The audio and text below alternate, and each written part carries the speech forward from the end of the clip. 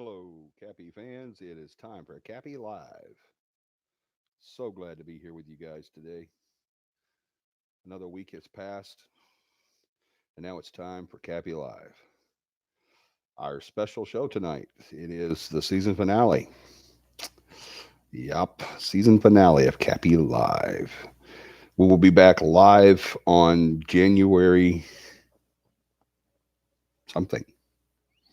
Let me see.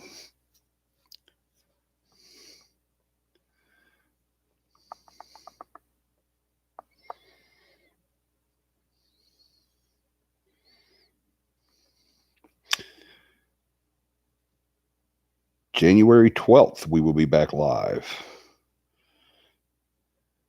That's going to be a great season premiere, too. It's going to be a lot of fun. We're going to lead off of it tonight and then continue for the season premiere in January next year. So we let a few people get on. Y'all tell me hi. Hey, Donna, welcome back. We missed you.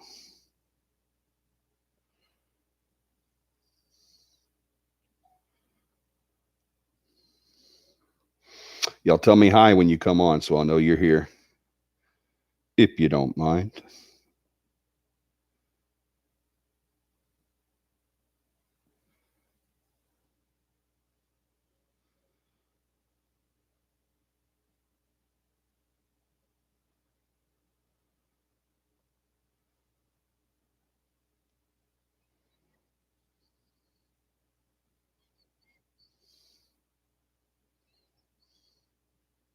Let me cut this off and turn it down. Hey, sorry I wasn't on last time. Passed out pretty quickly. That's okay, Haley. Sometimes you just got to get some rest, huh? I'm the same way. Going to Arizona next month. Awesome. You'll love it. Arizona is a beautiful, beautiful state. I used to love going there. I used to go there regularly. It's an awesome place. You'll love that, Donna. All right. If you guys are on, go ahead and tell me hi so I'll know you're here. I've got more people on than I've got comments. If you haven't done so already, please hit that like and subscribe button. Also, hit the notification bell so you'll know when we're on. We come on every Sunday night at 9 p.m. Central Standard Time, and we talk paranormal. So we'll let a few more people get on tonight, and then we'll get started. Hey, Beth. Beth's always so cheerful. I love her so much. Say it's good for asthma and COPD. Yes, that area is good for asthma and COPD patients, just like the ocean is good for people that have joint problems and stuff like that. Yeah. You'll love Arizona, Donna. It is a great, great place. Greetings, beautiful CAPI family. I love it when John comes on. He always says that. It's like a catchphrase at this point.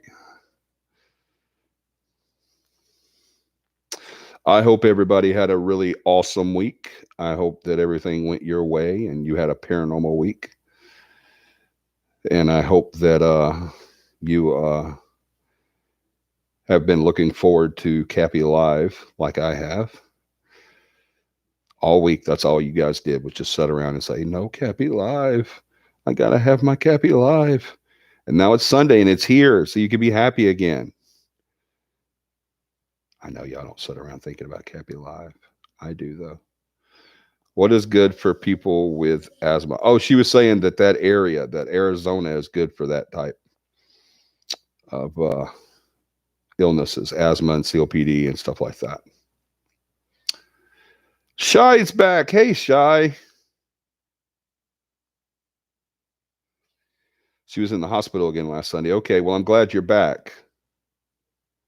So glad you're back.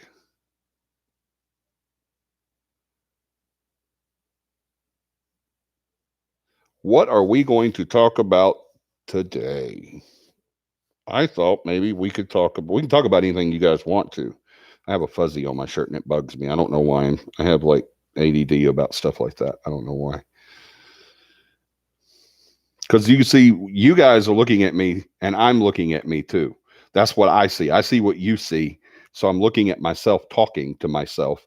And so I have to see my shirt. And if there's little fuzzies or something, it bugs me. I don't know why, but it does.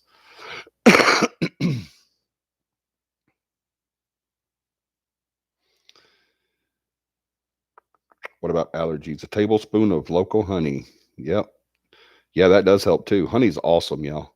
Especially if you can get the good stuff, some homemade stuff, not the stuff you buy in stores. Well, some you could buy in stores, but make sure it's a local honey, a honey that's made local to you, because then it doesn't have all those preservatives and all that crud in there. I can tell you somewhere you can get some really good honey, and that is at the Cuyahoga Creek and Covered Bridge Park in Childersburg, Alabama. Just go into the little store, the little general store there at the entrance of the park, and they've got all kinds of little goodies in there for you.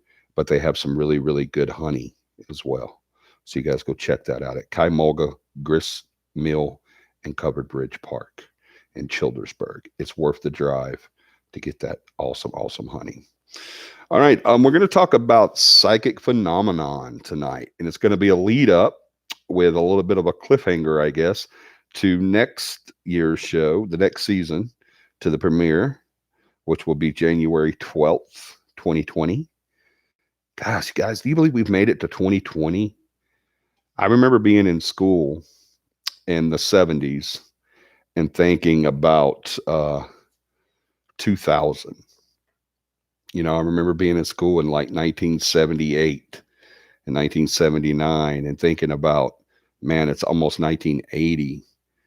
And then, you know, you start thinking about that and you're like, man, it's, you know, only 20 something years till 2000. And back in the 60s, 70s, and 80s, 2000 was thought of as being like we're going to all be flying around in our cars are going to be flying, and you know, the Jetsons was on everybody's mind, and uh Buck Rogers and all that stuff was on our mind. So that's what we thought of whenever we thought of 2000s. So we thought we'd be a lot further along. Now we are quite a bit along. And I'm sorry, guys, this thing, it bugs me when I can't hear myself, and I can't hear through these headphones for some reason. I don't get any sound through the headphones, but you guys can hear me through the mic, but I can't get any sound through the headphones. So I have to have one off. So I hope that doesn't look like I'm here. Look, push my ear out, make me look like Howdy Doody. There. All right, let me catch up with y'all's comments here. Been waiting for the live stream. I was also listening to some music while waiting. Awesome, Lynette. I'm glad you were waiting. Dad has blood cancer. Stepmom has cancer in the esophagus, going to get feeding tube insulin. I'm so sorry. That is horrible. Mom and Dad. Wow.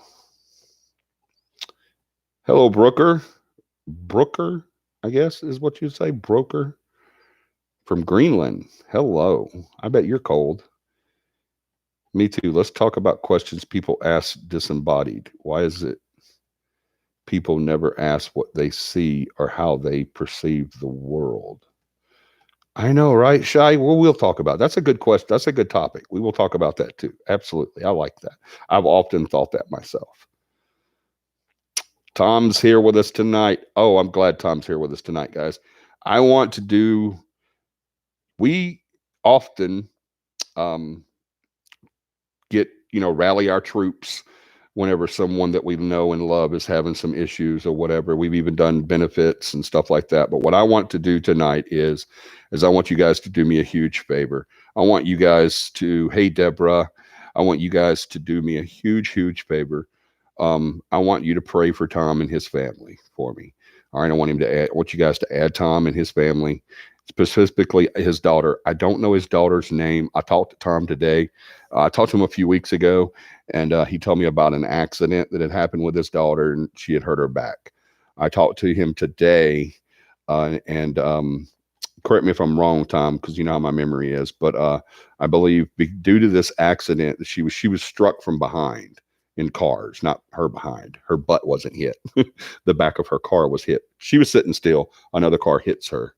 And so y'all know if you get hit from behind, your neck and your back can be damaged. Well, it was. Tom's beautiful daughter was injured in that accident, and she has five guys, five herniated disc. He sent me a picture of one of the MRIs, and it's devastating to look at. Um, she is strong-willed, and he said that she is going to beat this, and I know she is. They're doing everything they possibly can to avoid surgery. Thank the Lord. So, but you guys just keep Tom's daughter. I don't know her name, and I don't need to know her name, but y'all, it's Tom's daughter. Um, Tom, you can put her first name up if you'd like, so people know what to call her. But y'all put them in your prayers for me. I want to just start a big prayer chain for his daughter. Um, I've known people with back issues with 1 and 2 and 3 herniated disc, and the pain level is so intense. That's something I've never had to go through. Thank God I have never had to go through anything like that. I've broken 129 bones. I've had 19 surgeries. I've been hung. I've been shot. I've been burned. I've been in auto accidents, motorcycle accidents. Uh, you name it, I've done it. Um, but the one thing I've never done is I've never hurt my back in any way. Well, I kind of did a little bit, but all I did was fall out of an attic onto a chair, and it hurt my back. But I went to a chiropractor the next day, and he fixed me right up. So I didn't damage anything like Tom's daughter did, thank God. But yeah, you guys put him in your prayers. Put Tom in. And oh, and his daughter has a little boy, and Tom's having to take care of both of them. So y'all really add that family to your prayers. Please do that. Please, please, please. So, because Tom's such a wonderful guy, we love him to death, and he's having some issues with his family, and I wouldn't wish that on nobody to have back end problems. So y'all would do that for me. I'm getting to your comments. I promise you. That just popped in my mind, and I wanted to get everybody on board and get the prayer chain started on that. All righty. Let's see. Where did I leave off? Greetings from Greenland. Yes, Shy, we will talk about that. Greetings, Tom, as your daughter. Oh, I didn't even see that either. That's not what reminded me of it. Tom being on is what reminded me of it. So John popped that out too. See, Tom, we care about you, man. Angry Bird 101, welcome. I'm from Alabama. Awesome. So am I. 8th grade is almost over. I ain't ready for high school. Bless your heart, Haley. You'll do fine in high school. I promise you. You're so smart and beautiful. You'll do fine.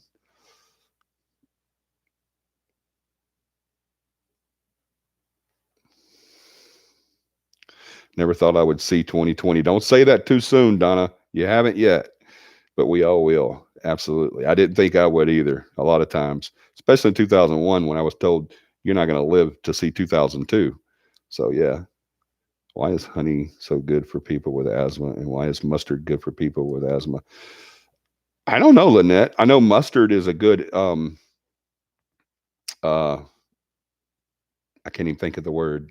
It's been so long since I've been in the medical field. It is a good inhalator. I don't know. Brian, if you're on, tell me what I'm trying to say. But it's like on the sidelines of football games, and well, not just football games, but all physical sports. The med guys, the physical therapists and the med people always have mustard in their packs. If someone goes down, if they get dehydrated or something like that, and mustard's a good pick me up for that. So yeah, it opens you up. That's I guess is why.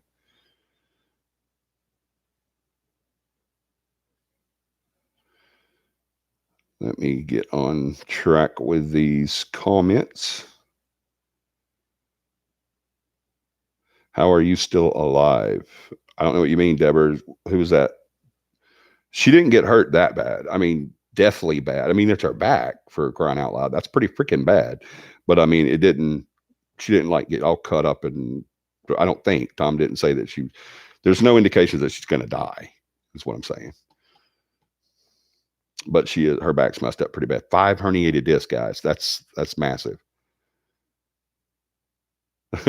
Melissa says, "Hey y'all, I'm here. The party can start now. We were waiting on you. That's what we were waiting on, was you. And you never sent me your phone number, so you don't want to talk to me. So I'm not talking to you."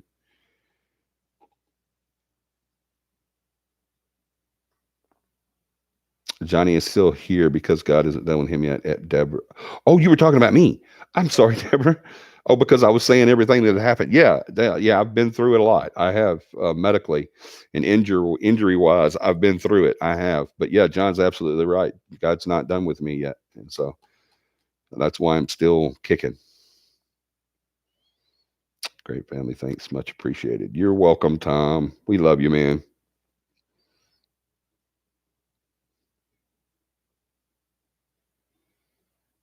Inhaler. No, that's not what I was trying to come up with, Haley. It's a medical term that it means bronchulator. It's a good bronchulator. That's what I was trying. But you helped me by saying inhaler. So many nice people in this chat. I love it. Yes, we are very nice. We're a family. Funny, in 1999, people said it was the end of the world coming. In 2000, the only thing happened was cable went off. Right, Donna?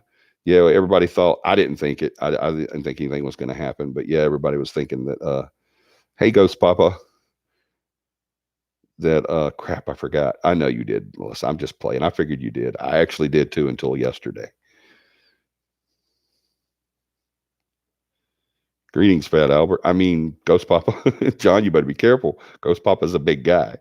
Of course, you're a big guy too, but I don't know. That would be a good fight. So you better be careful.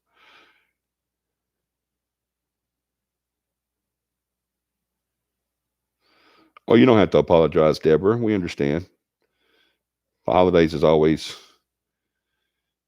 uh, hard to do, especially when you're working in retail, medical, law enforcement, EMS. Those are really hard jobs to do during the holidays.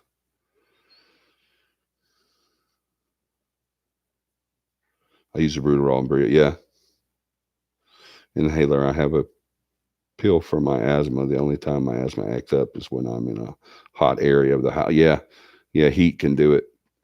Dust and stuff like that as well. Quick request from our CAPI family. What is the request, Katie? Hey, Katie, by the way. While I'm waiting on her to answer that, uh, on a positive note, I passed all my classes with honors. Awesome, Deborah. Yay. Everybody say yay really loud right now. 1, 2, 3. Yay. So all across the world, or at least the United States, no, the world, because we have somebody from Greenland. So all across the world just said yay for you, Deborah. That is so freaking awesome. There was never any doubt. Never any doubt. She's so smart.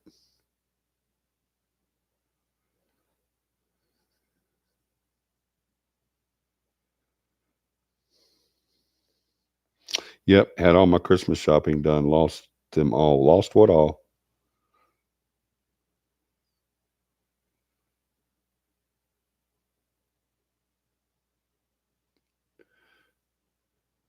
All right. While I'm waiting on that, I want to let you guys know our Patreon that you guys said you would be up for is up and running. It is in the description down there. See the little arrow that's pointing up? If you click on it, it'll switch around and point down. Then you scroll and you'll see Patreon. Click on that, go to Patreon, and you can start supporting the channel. I didn't know what the prices were then, but I do now. It's $3, $9, and $25. And you can go on there and look and see what you get for the different prices. And there's also going to be a special offer too that Paramama come up with. Or Ghost Mama. I'm sorry, not Deborah. Ghost Mama come up with. Is it Ghost Mama or Paramama? It's Paradad, Paramama. Yeah, Paramama. My wife. Y'all, these nicknames got me all messed up. I'll see John write something on one of our chats, and I'll think it's Brian because of their nicknames on our chats. I'm not going to say them because it's not part of the local chat. But if he wants to tell you his nickname, he can. Mine is Boss Man or Boss Paraboss or some Boss Paraman, or I don't know, something like that. But anyway, I'm these nicknames, they get me. But yeah, you guys just hit and John put the link up here in the description in the chat too. See, he just put that up there where it says CAPI team manager John Bowen, Patreon, Central Alabama Paranormal, blah blah blah blah blah investigations. Just click on that or go down to the description, hit that little arrow right there that's pointing up, the little pyramid that's pointing up, and it'll point down. When it does, it'll drop and you'll be able to read a bunch of stuff like our about section and all that. Scroll down till you see the blue link that says Patreon. Click on that. Go there. There's, like I said, the prices are $3, $9, and $25. You get different things for different levels of Patreon. All 100% of that Patreon goes to CAPI Live and equipment. That's all it's going to be used for. Okay. We're not going to throw a party or buy booze or anything like that. It's all for CAPI Live. All right. Boss man. Thank you, John. That's what my nickname is. See, I get so confused. I don't know my own nickname, but, you guys go. I don't like that nickname, by the way. I hate that nickname. I hate boss because I'm not the boss. Everybody on our team is the boss, not just me. It's not a dictatorship. Okay. Unless I get mad, then it's a dictatorship. Y'all get over it. I'm just kidding. But, what was I saying? Oh, I'm sorry. I had a brain fart. You'll be able to look on the list there and it'll tell you what you get for the different levels, 3, 9, or 25 monthly levels that you do. And you'll see what you get for those different ones. We're going to be doing in the new year, we're going to be doing a lot of cool stuff, guys. I think everybody member of the team has got some stuff. Brian is wanting to do some stuff locally where he's at. Our second most haunted town in Alabama, the second most haunted town in Alabama. All right. It has the largest historic district in the Southeast. All right. Second. And so somebody can tell me who that is. Don't, except for you, Brian, you can't tell me who it is, but, cause you already know, but, yeah, he's wanting to do some stuff down there. I'm looking into some stuff that we're going to be doing some live investigations at. Guys, we even have a house that is burned down. Literally, the house has burned down. We're going to investigate there. What? Yeah. There's a couple of rooms left. And this house was destroyed by a fire. We've investigated there many times before. For those of you that's been following CAPI since the beginning, of us being on social media and everything, you'll remember us being on Channel 8 CBS, where we did an investigation live with Channel 8 CBS News out of Montgomery. And that's the house I'm talking about. The house has since burned to the ground, unfortunately. But there's still activity there. There's a couple of rooms left and there's still activity. They're still having activity at this house. They don't live in the house anymore. They live adjacent. They live on the same land and they're still having stuff happen at that house. So they want us to come and investigate. So, that's something we're going to be looking into doing very, very soon as well. So it's crazy. The stuff we're going to be doing. So Patreons are going to get to, see some of these videos that other people can't see. We're going to do some live investigation videos that only Patreons can view and be a part of. You're going to get to vote on what kind of type of shows, what topics we do in our shows. You're going to get to, I mean, you guys go read it. It's freaking phenomenal. It really is. You get to be part of the show. You do the $25, you become a producer of the show pretty much because you get to vote on what the topics are going to be about, what we talk about, and all this kind of stuff. It's going to be so much fun. I'm so looking forward to 2020. So you guys go over there, get that Patreon done, get it set up, help out the show, keep us going. We can't go monetary on YouTube until there's several things that have to happen. We've hit the 1,000 mark. That's one of the things that has to happen. We're still working on the 4,000 views, our views. There's a couple other things that, we have to join the PBV and all that stuff like that, but it's going to happen. It's just going to be a while. This is to subsidize us until that happens. See what I'm saying? Until we get to that point with YouTube, this is to help us out to keep the show going.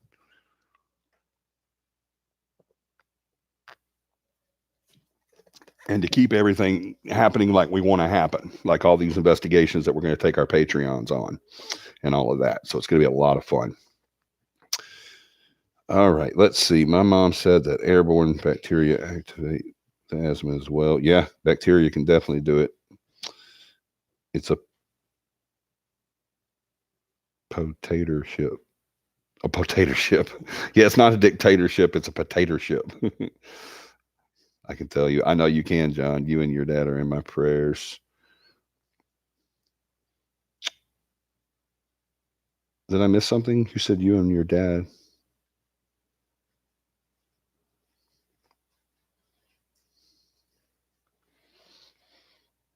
My dad's had a really rough past several days. He's become combative, yelling at the nurses, and he's very anxious and unable to remember simple things. And so I'm still not sure what is happening. Oh my gosh, Katie, that's horrible. I don't want to put light into that because that's horrible. And, I mean, but I've seen her dad, y'all. It's a big guy. It's not a little guy. Her dad's not a small person. He's one of those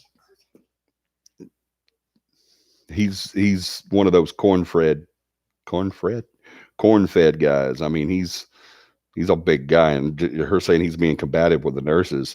God bless them nurses. I couldn't imagine. Her dad's not a little guy. He's a big, strong guy.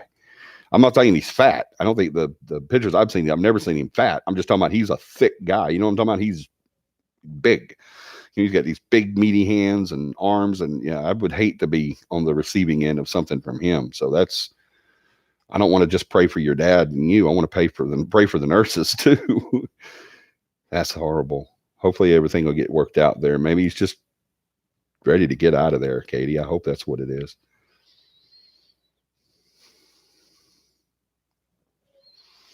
Going on your final semester, then graduating the MA degree. That is awesome, Deborah. So awesome. Anytime anybody finishes school, I was so happy to finish school. I'll be happy whenever I finish paying for school and I can get my PhD as well. That would make me very, very happy. Yes, absolutely. We're praying definitely, you guys. That same chain that we started for Tom and his daughter, let's start for Katie and her family too, and her dad, and the nurses. Excuse me.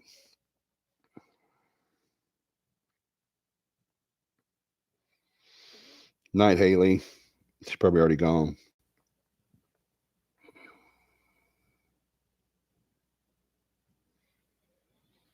Let me get called up. Did someone die at that house? Yes, Donna, they did.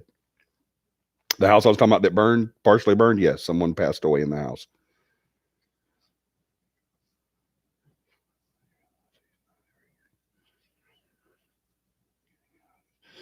I appreciate it, Beth. I'm pretty sure what's going on is he has finally realized he is not ever getting out of the nurse. Yeah, that's what I was saying. Is in his goal of getting out is gone now, and he's just spiraling down. Oh God, bless his heart.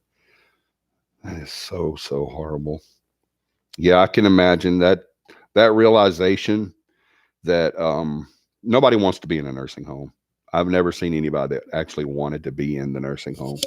Um, and I think that realization is probably hitting. That's what I was saying before I even read that. I was saying that he's just ready to get out of there. Now he's gotten to that point mentally to where I'm not coming out of here, and that would just be devastating to anybody. So that's so sad.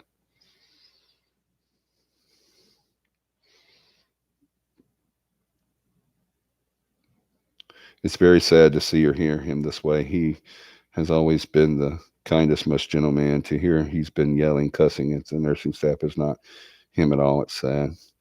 He was a farmer and built houses for over 50 years. Yeah, that's why he's such a big guy. Y'all, like I said, he's not a fat guy. I'm not saying that.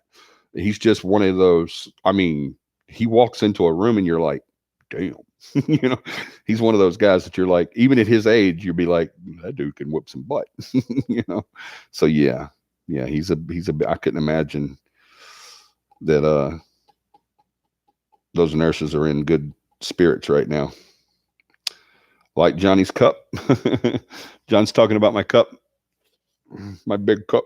Boom, boom, boom. Copper. We have more cups coming with more designs. We have more T-shirts coming with more designs. We finally found a a format for our It's a Ghost. It's coming soon. Yeah, our merch is there, guys. John put the link to the website. Yeah, go check it out. Get our merch.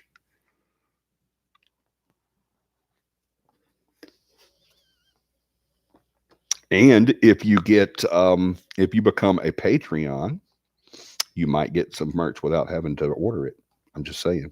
I don't know. Maybe you should go check that out. My stepdad passed away in October at home. I remember that. I'm so sorry, Donna. All right, you guys want to get started? Did I miss anything? I don't think I did, but I did oversee a couple things. Like I didn't even know that about Katie until Beth said she was praying for her and her dad. Yeah, like I said, that same prayer chain that we just put together and started in motion for Tom. Let's put more links in it. Let's put the Campbell family and the Navid family in that chain as well. All right. I think her dad's last name is Navid. Is that right? Am I saying it right, Katie? I hope I am.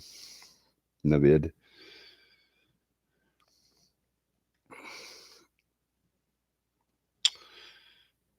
But yes, thank you, John. I did miss that. The book club starts next month. So you guys, if you're ready if you want to do that book club, if you want to be in on it, you got to get that book. Go to our website, to the books, to that link John just posted, and get The Demonologist. It is the story of Nedvid. Okay. I was close. Yeah, her dad's last name is Nedvid. All right. And her last name, of course, y'all know, is Campbell. You can see it on there. So pray for the Nedvid and Campbell family, please, because that's an amazing, amazing, amazing group of people. They really are. They're such wonderful people. Katie is our heart. We love her. We're going to Texas because of her. We are going to Texas for Katie. We love her so much. We want to go investigate. John's already been looking up some places for us to hit on our Texas trip. So, and we're going to take you guys with us. Y'all can come along if you're a Patreon. So, why can't you come to Florida? We can come to Florida, Lynette. We may hit Florida too. John won't let me tell you guys about some stuff that we got going on behind the scenes. That's another thing you get when you're a Patreon is you get to see the behind the scenes stuff too, which is very cool and interesting. But John won't let me tell you guys yet because it's still in the planning stage, but we're not going to be in Alabama anymore. We're going to be all over. Katie says, you better get down here. I'd love to host y'all. You're going to host us too, darling. So we're going to be broke by the time we get to Austin or San Antonio. We'll be broke by the time we get there. So we'll have to camp out in your living room. Get a lot of blankets. We need blankets. And we need at least one bed because Beth can't sleep on the floor. We can't have our Beth on the floor. She has to have a bed. So we need at least one bed too. It's going to be so much fun. Where is Beth? Is she on? Did I see her earlier? Yeah, I saw her earlier. There she is.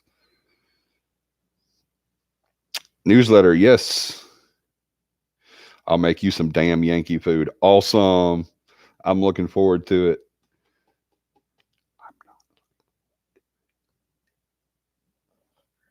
Don't tell Katie. Southern food. Northern food. What is northern food? Beans? I don't know. Ugh. But yeah, don't tell Katie I said that. But it's a secret. I'm here. Sorry, guys. So tired tonight. Don't be sorry. You've had a heck of a day. I know you've been traveling and moving stuff, and you've had a day. If you want to go to bed, go to bed. Don't you dare be sorry. You could not even come on the show, and I would still love you more than a fat kid loves cake. I mean, seriously. Yes, but anyway, book club. We're starting that January. That's only next month, guys. 2020 is just around the corner. Beth has already made. I love beans. I do too. I do some beans. I like all beans except for English peas. I just can't. I call them Smurf turds. I can't deal with those. Those are just ugh, they're nasty. But behave, Johnny. I will behave. But if um, if you want to be a part of the book club, it's going to be a lot of fun. It doesn't cost you anything. There's no charge to be on the book club. We're just going to be a lot of paranormal friends getting together and talking about paranormal novels. The only thing it's going to cost you is getting the book. All right. Whether you do that online or go out and buy it or order it, or, don't go out and buy it, order it from us, from our website. Go to our website. We're going to pick a show or a show. Smurf turds. I had to approve that, Beth. It wouldn't let you put Smurf turds up. I had to approve it before it would go up. That's too funny. That's what I call English peas, is Smurf turds, because they're nasty. But y'all go to the website, go to books. Right now, the first book we're going to do, the boss has already spoken. She has said that it's in January, and the first book we're going to do is Demonologist. And we're doing that next month. So you guys go to this website, go to the CAPI webpage, and go under books and order The Demonologist by, tell me his name again, John. My memory, gal. That's the worst part about having ACM, is my memory is just so bad. But yes, you guys go and get that book so you can be part of the book club. And we're going to do a book. We're going to read a book. I don't know. I guess, I don't know. Beth will be able to tell you guys if she's still here. I know she is, because she said Smurf turds. And then too funny. Think before you speak, Johnny. That's right. I never think before I speak. Oh, here's a big one. My dad's dad passed away in a nursing home. That's when I was living in Raleigh, North Carolina. I was upset to the point I got to say, "Oh, bless your heart, Lynette." But you guys go to our site, get the book, and then we'll be starting that next month. All right. The newsletter, it should be coming out soon. Beth, when will that happen? Let me know. When will the newsletter be out? The December issue. Well, the December issue of the newsletter will be out. If you guys liked John's live coverage of the Huntsville Dead Children's Playground, you need to see the newsletter. If you want to know how to combat your holier than thou Christian friends that say you're a Satan worshiper because you're in the paranormal, definitely want to read the Founder's Notes in the newsletter. It'll be the first edition of the Founder's Notes. December will, because I didn't do one last month. This one will be the first edition. There's a great article in there, and I'm not just saying that because I wrote it. It's because it is a great, informative article. Gerald Brittle, that's right. Thank you, John. Gerald Brittle is the author of The Demonologist, the story of Ed and Lorraine Warren. So that's going to be our first book next year. Newsletter will be out on the 15th. Thank you, Beth. The 15th, guys. So y'all keep your eyes open for the newsletter. It will be out on the 15th. If you haven't subscribed to the newsletter, please go to our website and do so now. You're not going to miss anything while you're gone. Just switch over there, do it, and then come back. It's fine.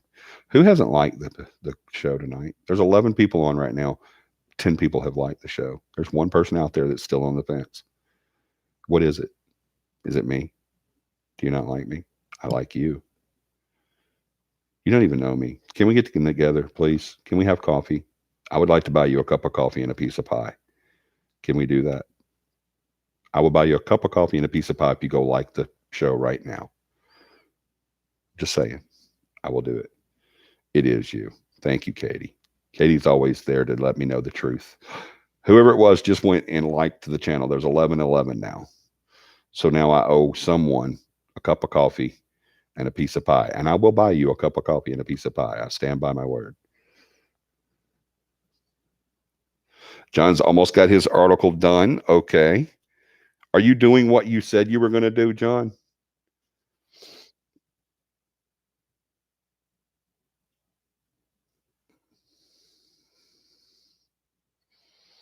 I liked it already. I'll like it again for pie. I would gladly buy you a pie, Beth. It was me. Sure it was. I would love some. Ooh, blackberry pie. Ooh, shy. Darling, we may be kindred souls. Not many people like blackberry pie, but I love blackberry pie. Oh my gosh, I love it so much. Oh, all right. So let's get started on what we wanted to talk about today. I have some notes. We are going to talk about psychics.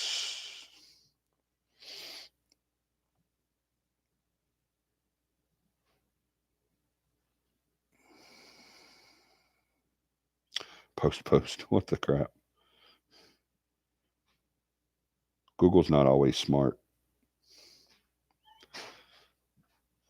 Where's my notes? That's what I need. Nope. I hate when I can't find something. It bugs me.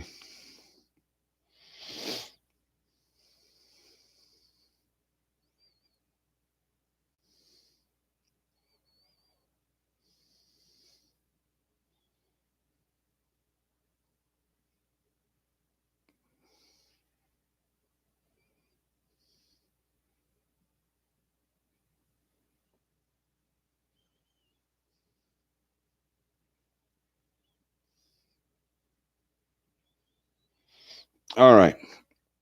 I can't find my notes, so we're just going to take it off the dome.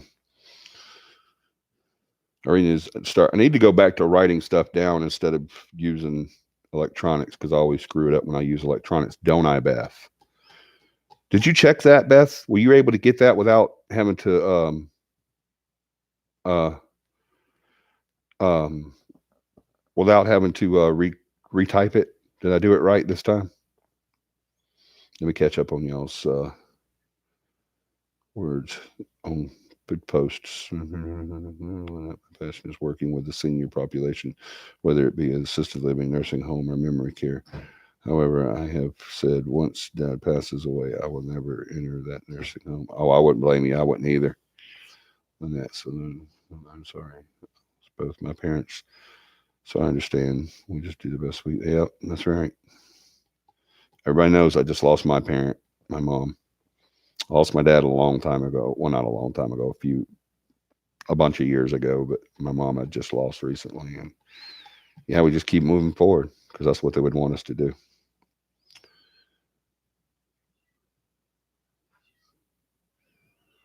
Okay, I think I'm caught up now. I would love some. Ooh, blackberry cobbler, yeah.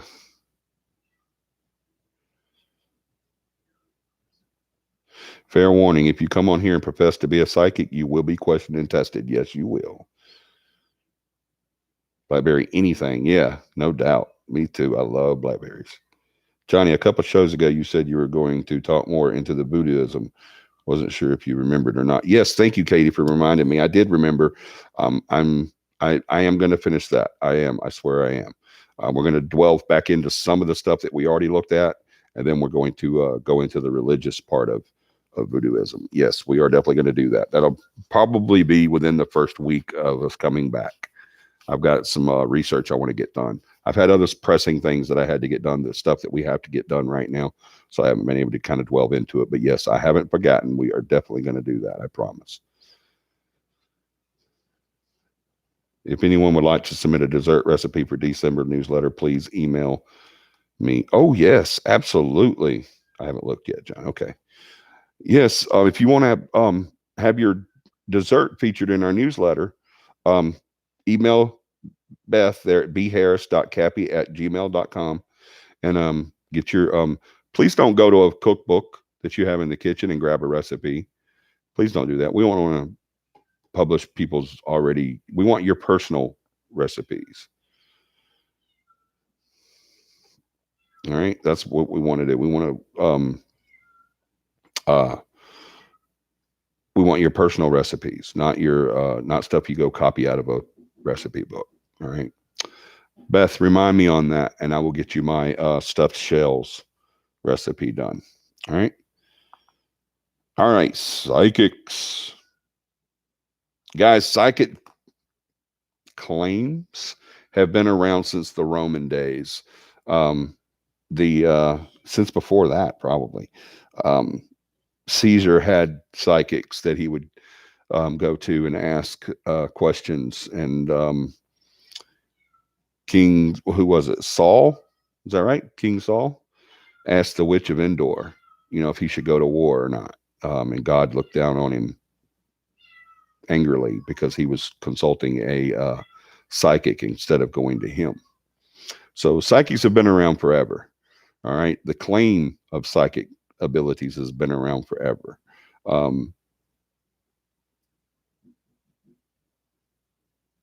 Let's see. Marijuana, Donna. I sent you a few in the mail. Yeah, I got them, Donna. You might have to send those again. I'll look. I think I know where they're at.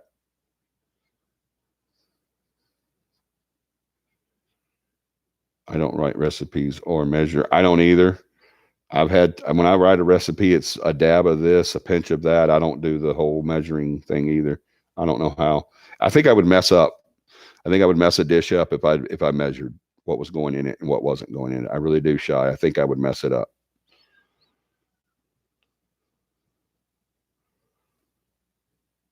Whatever you like to submit that you like to bake. Yeah, absolutely. Anything you like to bake that you do yourself and you know how to do it, submit it. And if you don't have the exact measurements, the people that want to see the recipes are going to understand. So they'll know how.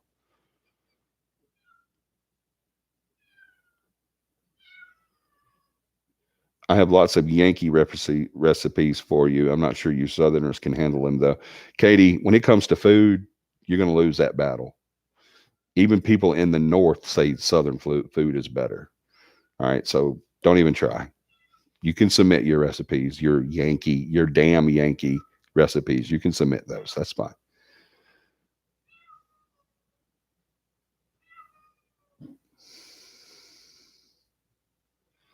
When is my recipe going up at Beth? January, John.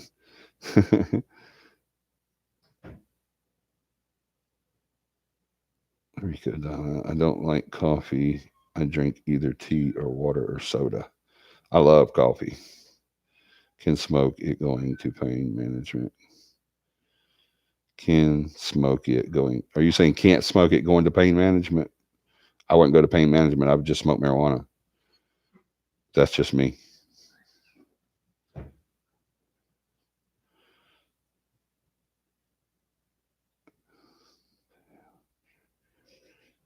The hell? You're damn crazy. No, I'm not either. Southern food's way better. Yeah, CBD, Donna. Try that. Thank you, Katie. CBD is good for pain management too. It doesn't help me, but it does help a lot of people. Send me a dessert recipe, Katie. Yeah, that'd be cool. Do a dessert recipe. Do you believe in psychics? I believe in the possibility of psychics. Jam recipes will be tailgate food. Oh,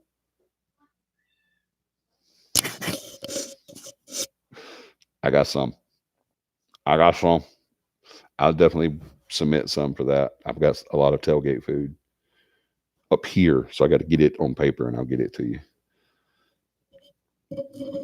Let's see. Lynette, I believe in the ability of. I believe that there are psychics out there, but I do not believe every psychic is real. All right. A lot of them will just tell you stuff that they think they know, and a lot of them will just claim. Um, if you go on and onto Facebook, Facebook is getting flooded with psychics right now, guys. I don't know what it is. I guess one person went on there and made $1, and now everybody wants to do it. Um,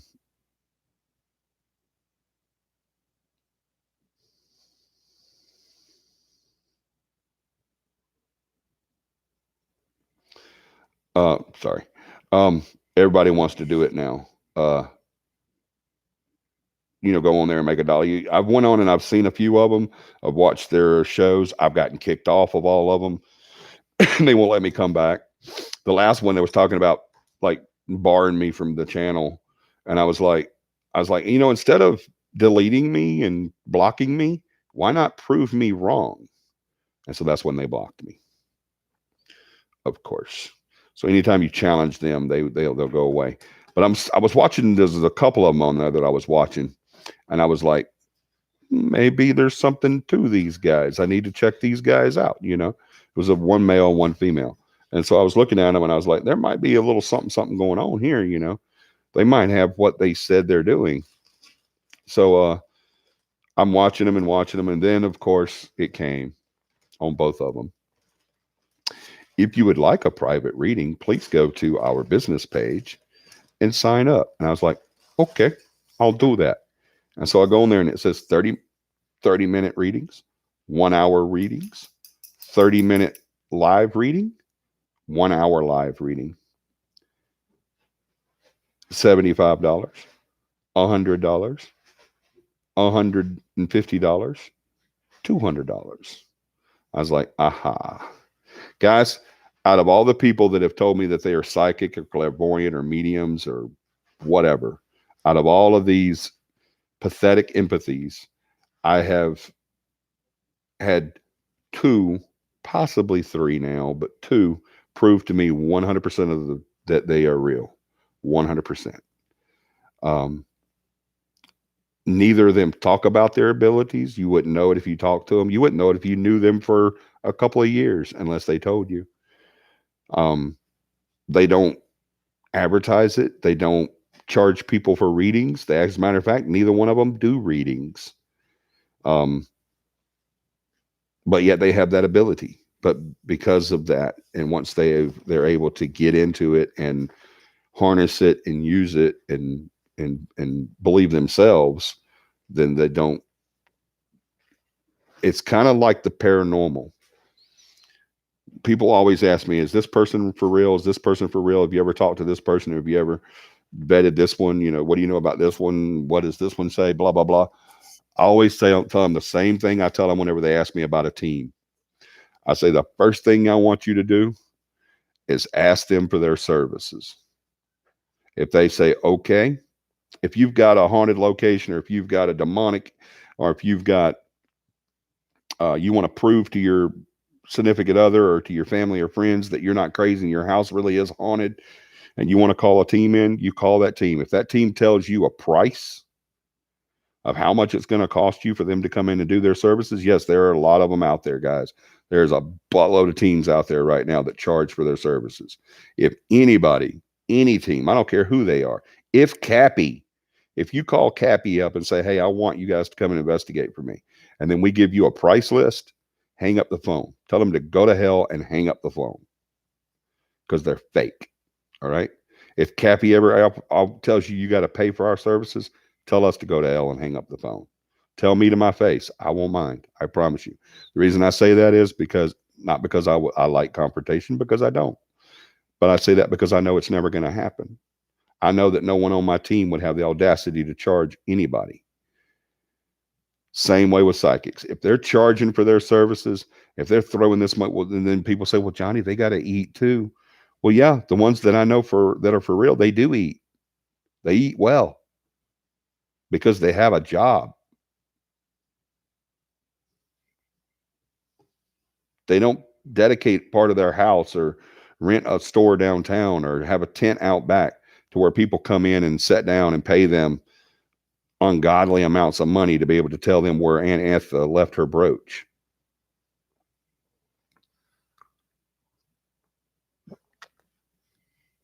I'd made a comment I must be full. I'd made a comment to one of them online.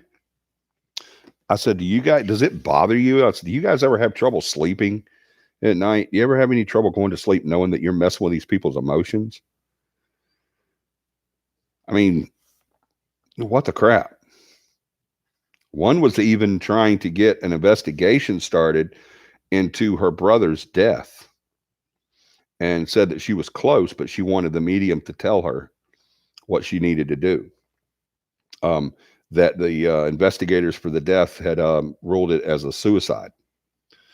And she said that she didn't believe it was a suicide. There was things that happened during the passing that just said that, you'd have to be she was making it sound, how people are whenever they lose a loved one. They could exaggerate or whatever, but I don't know the real story behind it. But she was saying that even an idiot investigator could tell that this was definitely not a suicide.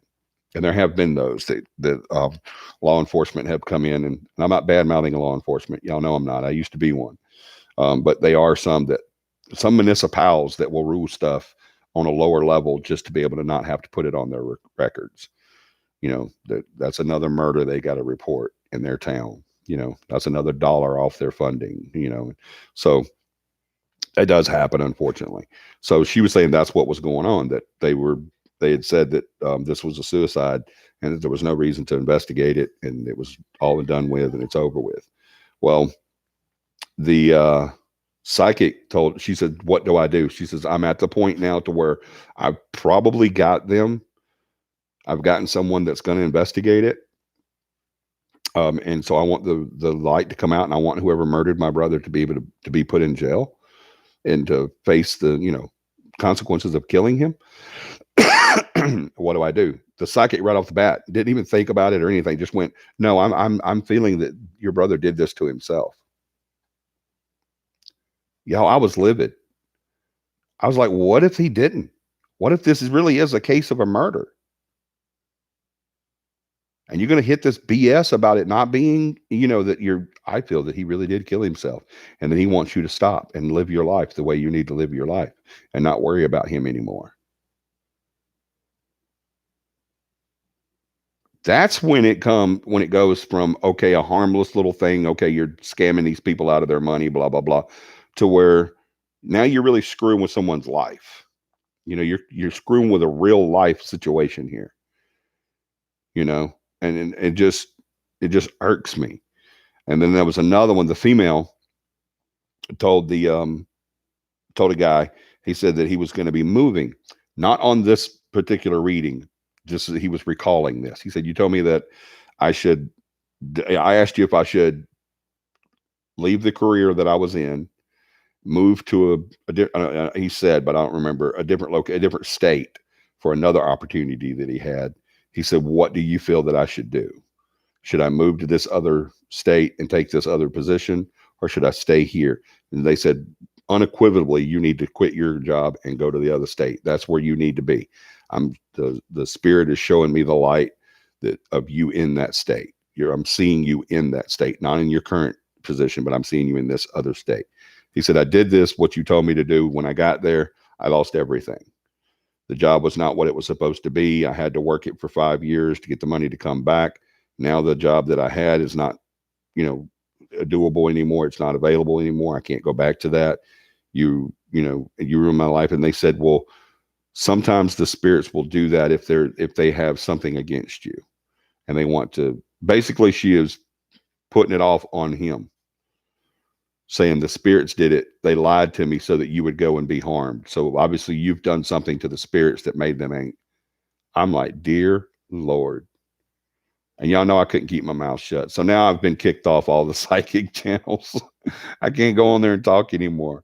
Even my favorite, which was Paranormal Warehouse, I can't go on there anymore. It makes me I hurt my feelings. I really liked that one. But they won't let me on there anymore because I called them out. And I said, hey, instead of blocking me, why don't you guys prove me wrong? But they said no. They just blocked me. They're like, no, we don't want to do that. So yeah, I can't go on there anymore. I'm really sad.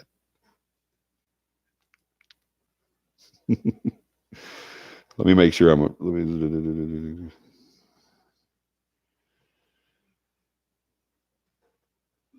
let's see.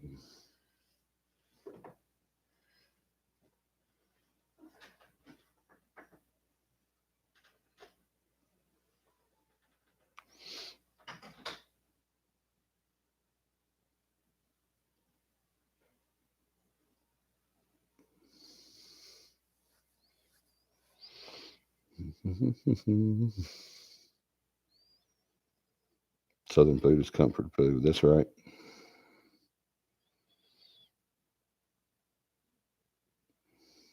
Where are your kids? Last time you said your daughter was laughing at you.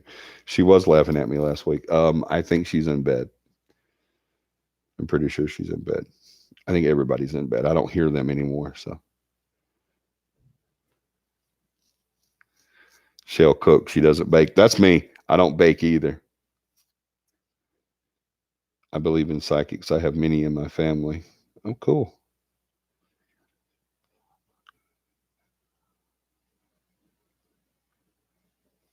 Cold readers, so full of crap, right?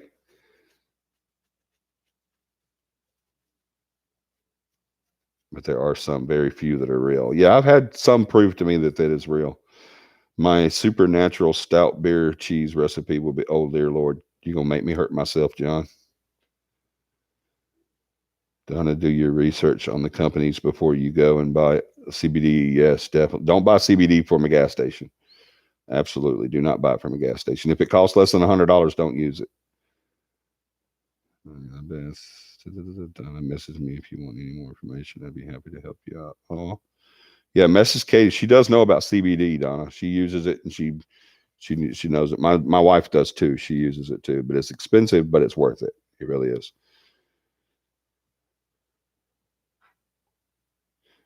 Have you heard of tuna spaghetti? I have heard of tuna spaghetti. I didn't. Not many people uh, use tuna spaghetti or do tuna spaghetti, but yeah, I have. Hey, True Blue,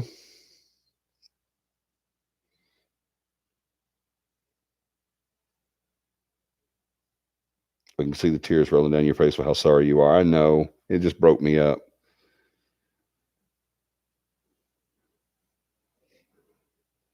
That's what pisses me off so bad. They play off the emotions of desperate people and the cost of their emotions. It's sick. It is sick. Do y'all know that psychics, the industry of psychics and mediums and everything like that, take an average of 150 to 200 million dollars a year from people. 150 to 200 million dollars a year. It's crazy. My wife, my late wife, this is funny. She was part of Psychic Friends. Back in the day, we had a thing. I don't know if everybody remembers or not, but Dionne Warwick would come on, and there was a thing called the Psychic Friends Network. And what you do is you'd pick up the phone and you would call them. Everybody had home phones then. Everybody didn't have cell phones. We had home phones. So you'd pick up your phone at home and you would dial the number and you would talk to a psychic, and they would charge you so much money a minute. I always fussed at my wife for doing that because it was costing me a lot of money. I mean, our phone bills were usually around $75 to $80 a month back in the day, y'all. You know, that's how much you paid for it. And but with her doing that, it was $200 and $300 a month. And I was like getting really upset. So I was telling her to stop, but she didn't. She wasn't the kind of wife that would just stop because I said stop. She did it more. So she would do this all the time. Call these psychic friends and ask them all these questions and blah blah blah blah. Well, about 3 months after she passed away, I get a phone call, and it's psychic friends, and they're saying that because she hadn't called in so long, they're missing that money. And so they call and say, "Hey, we were just checking, maybe speak to, they said my wife's name." And I said, "Well, no, you can't. I'm sorry. But, is there something I can do for you?" I thought it was another bill because she had a bunch of bills after she died and I had to pay them, blah, blah, blah. So I thought it was another collector, getting her. But yeah, they said, "Well, we haven't heard from her in a while." And I said, "What is this?" They told me who they were and everything. I started laughing. And I said, "Why?" I said, "You guys aren't very psychic because she died like 3 months ago. Y'all didn't know that. Why would you not know that? If you're psychic, why did you not know? Why would you call someone that died 3 months ago if you're psychic?" So yeah, it was too funny. But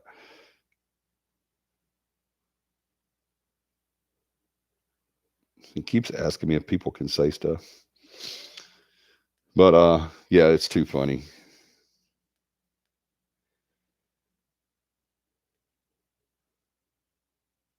Let me make sure I'm caught up here. My mom doesn't believe in ghosts, but she believes in angels and demons. Okay.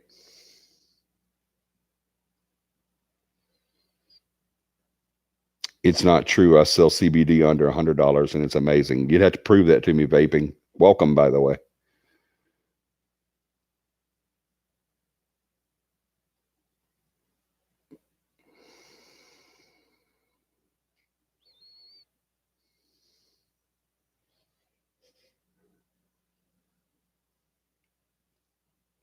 Oh, that's Fred. Hey, Fred. Yeah, you're gonna have to prove that to me. How much does your CBD cost?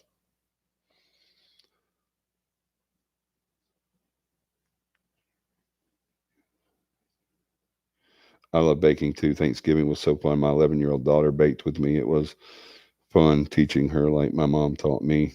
Brought back so many childhood memories. Oh, that's too sweet.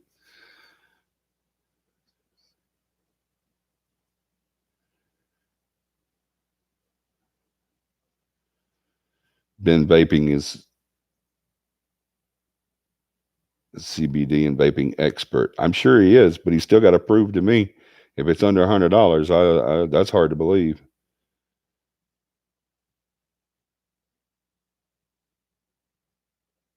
I'm not even going to read that one, Donna.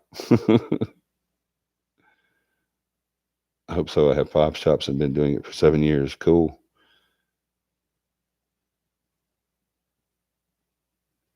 I said I believe in psychics because I have many in my family, not psychos. Got you. Yeah, I thought you were saying psychics. I just kind of run over that one. I remember psychic friends. It was a scam. It was a scam. It was a huge scam. It was proven to be a scam. A real CBD company will have a QR code on the bottle or packing that will take you to third party testing to show you exactly what's in it. Still didn't answer my question. How much? I would love to debate you on that vaping. Y'all, I've got to go. This foot is killing me. Night, y'all. Good night, Donna. So we're like totally not interested in the psychic conversation, right? We want to talk about vaping, or not vaping, but CBD. Where did vaping come into this?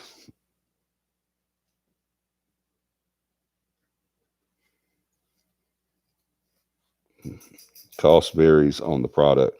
Also, I can tell you some CBD companies are raping your wallet. The cost of CBD shouldn't be more than real marijuana because that's where it comes from. Markup on CBD is crazy. Good one. So, what are you saying, vaping? Are you, or Fred? Is it Fred or Frank? Fred. My CBD oil starts at $9.99 for a 30 milliliter bottle of 500 milligram.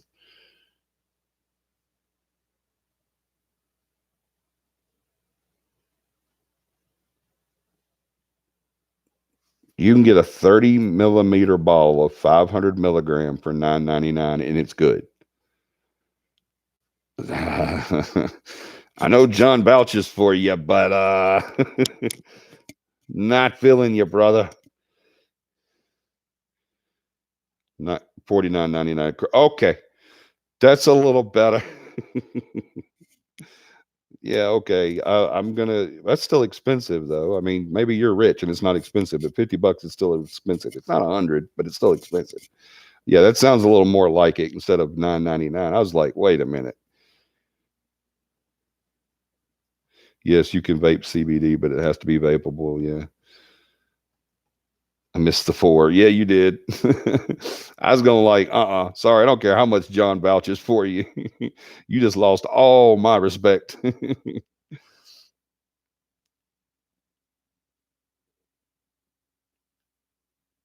Marijuana and hemp are two completely different plants. That's like comparing corn to soybeans. But CBD comes in all forms. How did we get on the subject? Why are we even talking about this? This is a paranormal channel. Y'all gonna make Tom mad.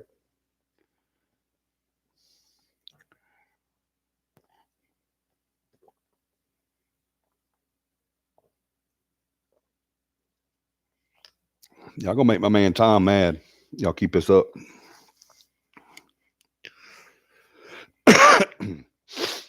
It doesn't work for me vaping, so I don't care. But Donna does, and Katie obviously does too.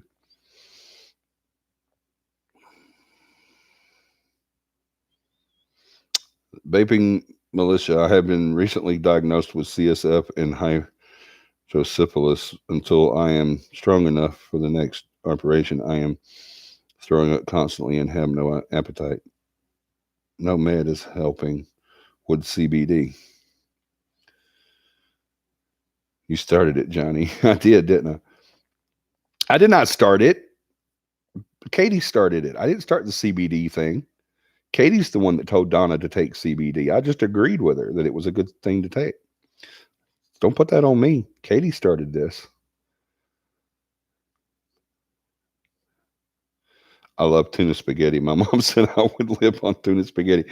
There's Lynette with her randomness again.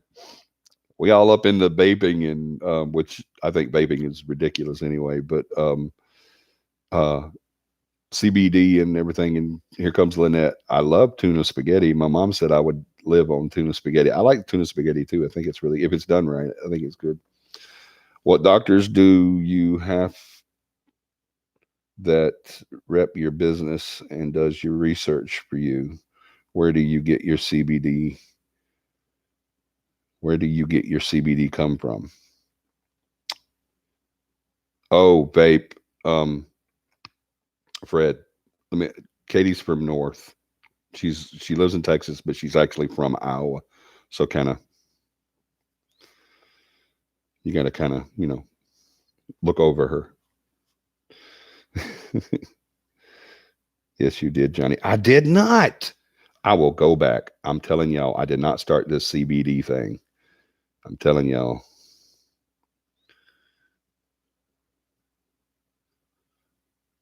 Donna asked, let me find it.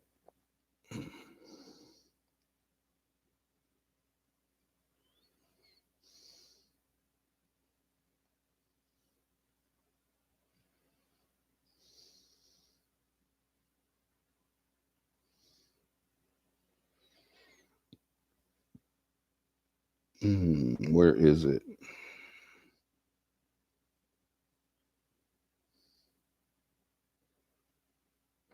Told y'all.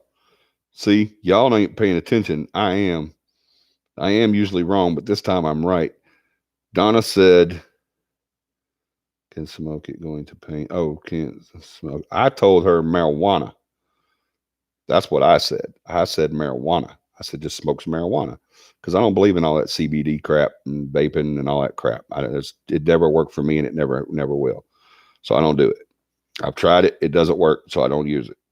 But I've tried marijuana and it did work. I don't use that because it's illegal. And I don't do that if it's illegal. I wished I could, but people that make the laws think they know more than everybody. So we don't get to do that here in Alabama. So I just have to deal with the pain. But CBD does not work for me. It never has. But I said marijuana. I didn't start this CBD war. Katie said, the hell, you're damn crazy. No, that's not it. Hold on. And Katie said, after Donna said that, she was on Lyrica, it didn't help. Katie said, CBD, Donna. See, I told y'all I did not start this.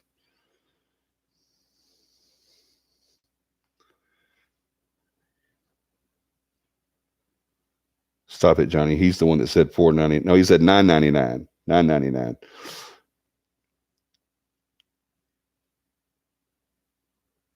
I've already got a migraine. Don't make it worse, Johnny. I can't make your migraine worse.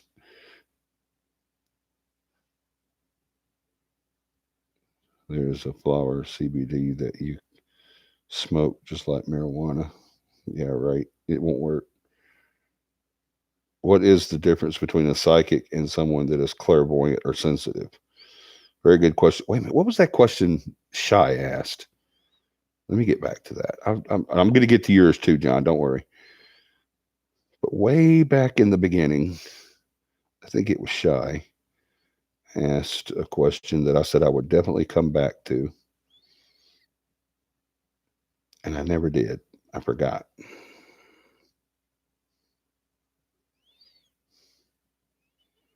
Shy, do you remember that? Was it you that did that?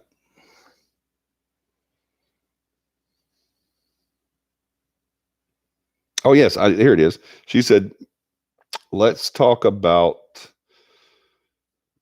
questions people ask disembodied. Why is it people never ask what they see or how they perceive the world? Um, awesome question, Shy. And I do. My team, we do ask, questions, lead up questions to that, like what they're, what they know about where they're at, and how do they like the situation, like if it's renovations being done to their home, if they like that, or can they see that, or do they like who is there, and stuff like that.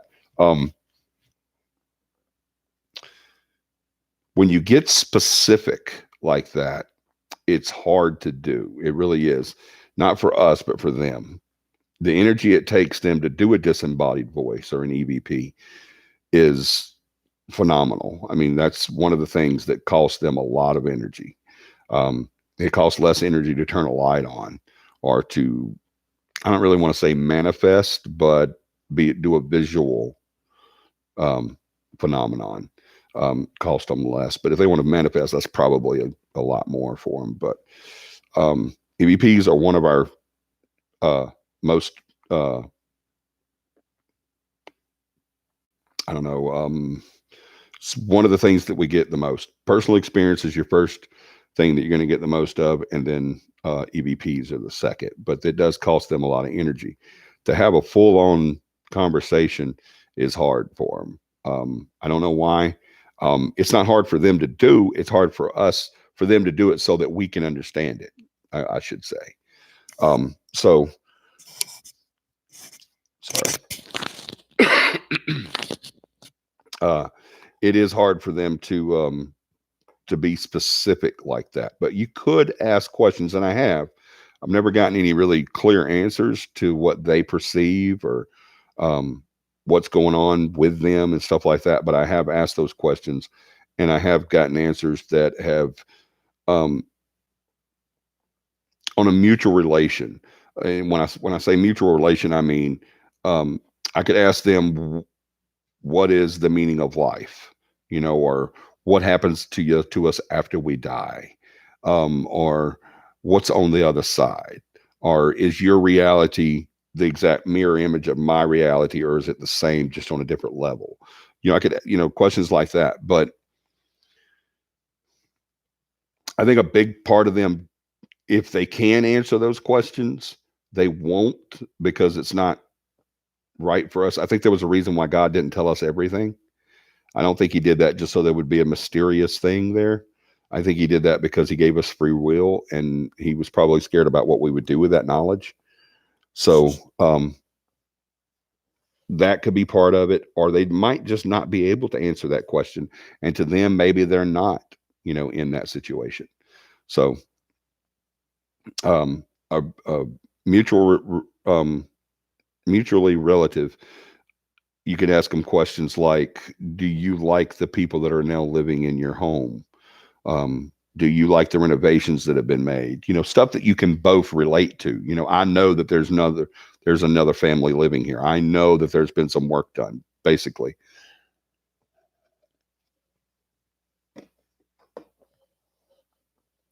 And you're going to get a lot more out of it by asking that. All right, let me go back. John said, what is the difference between a psychic and someone that is clairvoyant or sensitive? A psychic is in the category of premonitions. A psychic can either tell the past, present, or future that they don't know, that they couldn't have any normal or natural knowledge of. A clairvoyant, it's pretty much the same thing as a sensitive. A clairvoyant is someone that can either see or verbally hear spirits. They usually have a certain spirit that hangs out with them, basically. Clairvoyants can communicate, basically. They can talk back and forth, and they usually have one spirit. Still not 100% on that whole spirit guide thing. So the difference between the similarities between clairvoyant and sensitive are really, really close. But the big difference between a clairvoyant and sensitive is A sensitive can, they're sensitive to um the paranormal. Basically, they're sensitive. They can either, once again, hear or see or feel um uh presence of an entity, or uh they're the ones that can go into a room and say, I really feel there's someone right here. That's a sensitive. I feel like someone's here. I feel like this happened in this room. I feel like this person is still right. That's kind of like a sensitive. Um, a psychic is someone that can see, like I said, past, present, or future that they weren't a part of, that there's no way naturally they could know, like this is where they buried the body, or right now that person is traveling in a red truck on the interstate, or uh, I see that that job is not going to work out for you, or that move is not the best thing for you right now. Um, and a clairvoyant is someone that would usually have a guide. Basically, they're sensitive and a medium, basically, between the two parallels, or three or four, whatever the case may be. Um, and they're able to communicate, and that's how they usually get their information.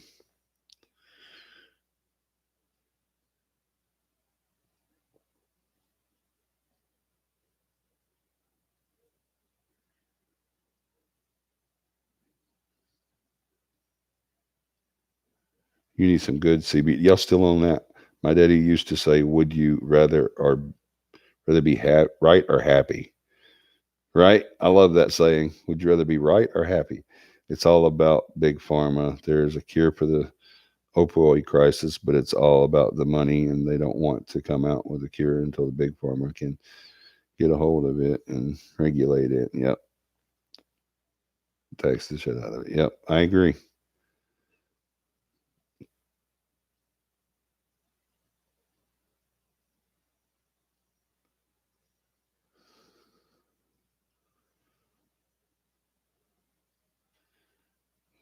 See, all day long, let's talk paranormal. There's an idea.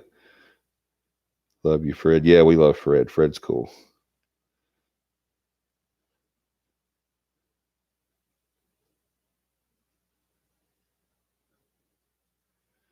Vaping. Let's just eat some brownies and be happy, right?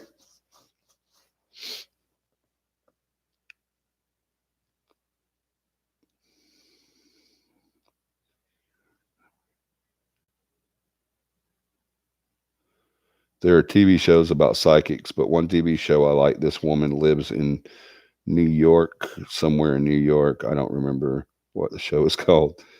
Okay, I prefer Rice Krispies. What? Turning down brownies? Right? Who would ever heard of such a thing? Nedvid. Laura's back. Hi, Laura. Hello, Allison. Now I've lost my spot.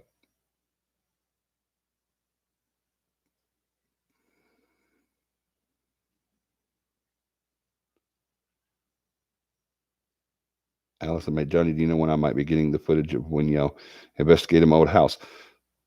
Didn't we already talk about that, Allison? We didn't have anything. We didn't get any evidence from your house. You're the one in Wetumpka? Maybe. Refresh my memory.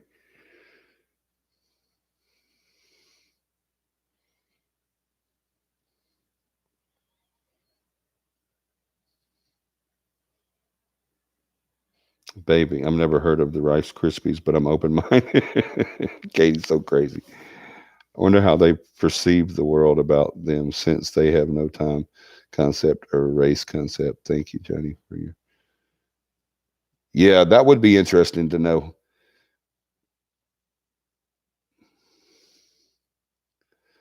Contact me, Fred B. Harris. Cappy should investigate. Cappy should investigate what? What did Fred say? I missed that one. Katie vaping. Now, John, the newest shop I just opened happens to be active. Really? Where's that at, Fred?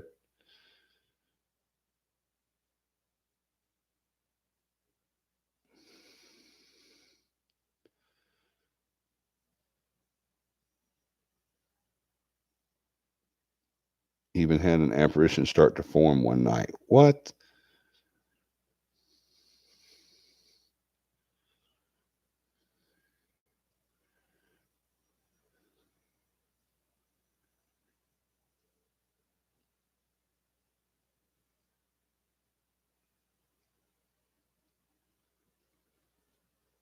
In Northwest Indiana. We can go there. Right? Another road trip.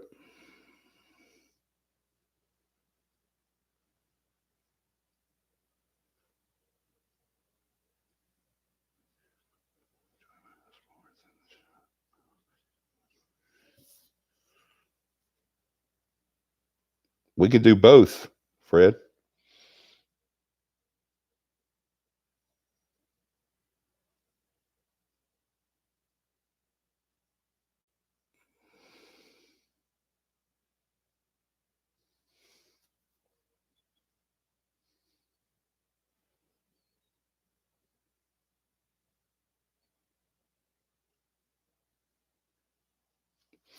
Okay, Allison, I'll look into that. I'll find that for you. Absolutely. I do remember the flashlight. Yes, I will definitely find that for you. Oh, I remember now. You're the one that you moved out of the house right after we investigated it. And then we never could get together.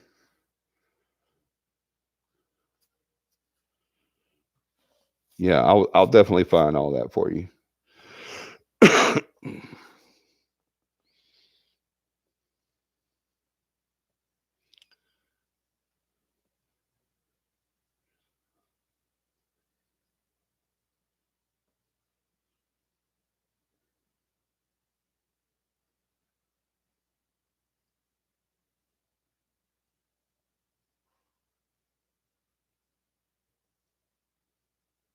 Make sure I get into everybody. If you listen to my security cam overnight, you hear cabinets opening, things moving, and people walking around.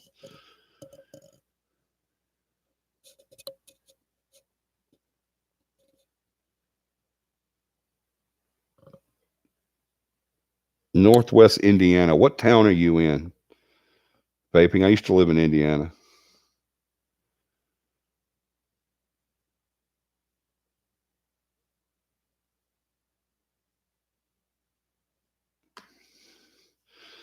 Get out of here, Laura. I have to have one kid at school bus 6:50 and the other one at school bus 7:30. You can sleep when you're dead.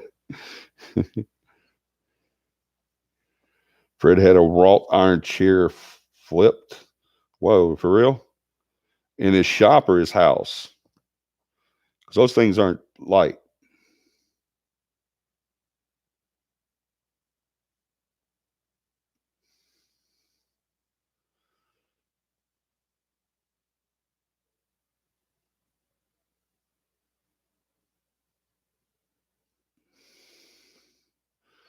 Still want to go to a class, just has to be somewhere near so I can get home to let my babies go outside.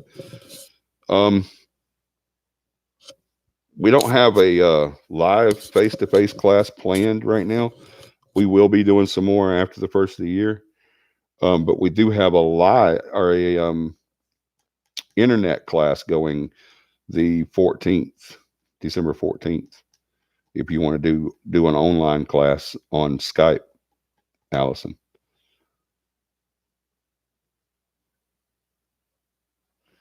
Oh, so you used to be a Yankee too. Well, isn't that? I was never a Yankee. I did live in Indiana for a year and a half, but I was never a Yankee. I was a displaced Southerner. I've always been Southern. Is that next Saturday, Beth? Yeah, it sure is because we was talking about that. It tore is.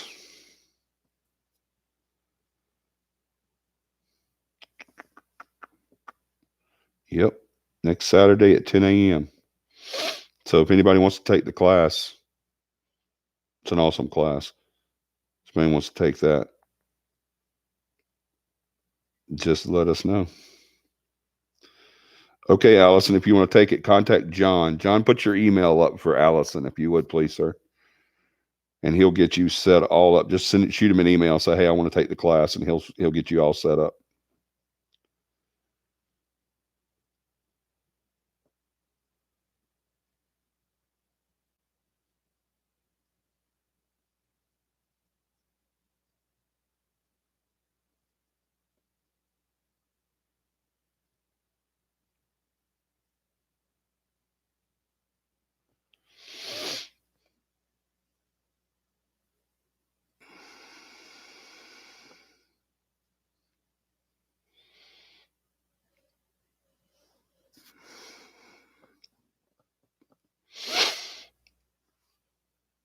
Thank you, John. Awesome.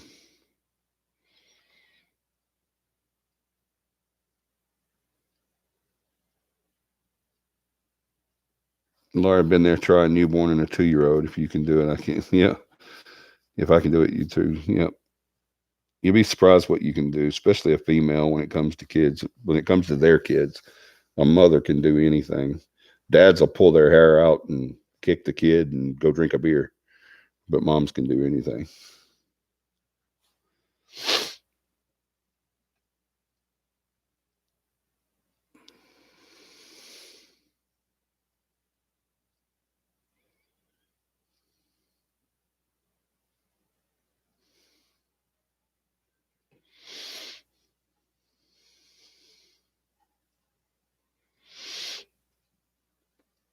R.A. Katie, it's been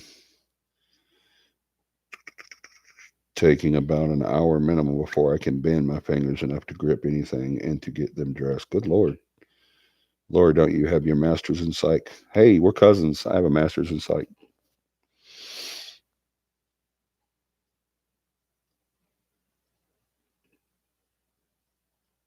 I was John's boss the little while I lived in Bama. Cool.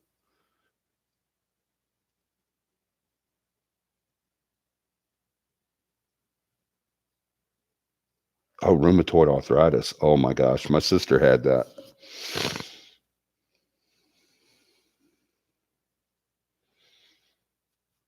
My sister started out with she worked for a car manufacturer, and I won't say who, but she didn't work for the car manufacturer. She worked for a one of the companies that supplied them, and what one of the things they supplied them with was the um, wiring harnesses. And my sister's job was she had a big plywood board with nails in it, and she would take this long um, wrapped wiring thing and put it on her board and have to wrap it around nails. And it was very hard to do. And they expected her to do so many at a time, and she would put them on there. And she got to where she could put them on there and go, and then grab the whole thing and pull it off. And there was a machine that she would put it in. It would have wrapped tape around it. She had to hold it on both ends, and it would wrap the tape around it real quick, and then cut it. And then she would drop that one and grab another one and go take it off. And she kept doing that back and forth, back and forth. She got carpal tunnel in her hands doing that because you had to force these things around the nails, and she got carpal tunnel, and that turned into RA. And my sister actually, I I want to say this to you, Lord, say anything bad about, I'm not saying you will do this or anything. My sister, the pain became so great that she actually committed suicide. She ended her life because of it, because she couldn't handle the pain.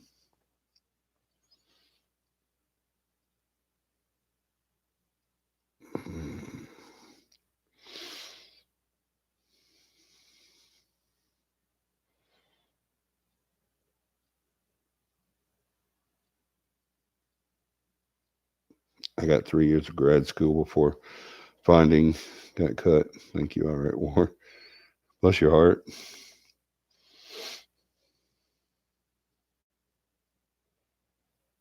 Y'all do not text me during the show. How many times I got to tell you? What do you want?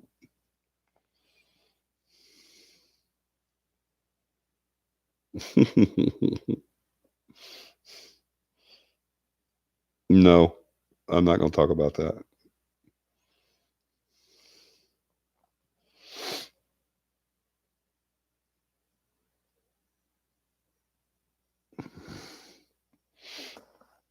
I will not talk about that. Not tonight. Maybe in another show.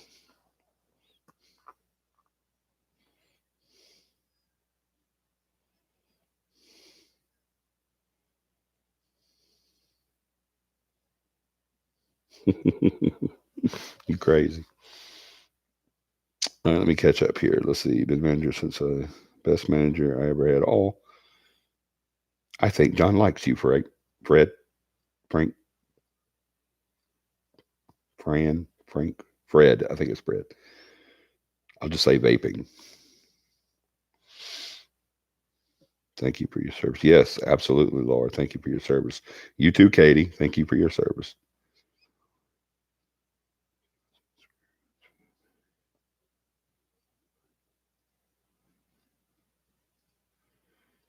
Yeah, she was in super, super severe pain, Laura. My entire body changed when I had my thyroid cancer and had my thyroid removed. Carter was 3 and Kelly was 1, and they developed Nathan. And they deployed Nathan. I understand your struggle. I'm always. Yes, Katie definitely understands, Laura. I've had severe depression, but couldn't ever jump off that cliff. Thank you. Yeah. Yeah, I've been there too, Laura, because of the pain. But yeah, I love myself some Johnny. I would never hurt myself. When I hurt myself all the time, but I couldn't kill myself. I love myself some Johnny. I love Johnny way too much.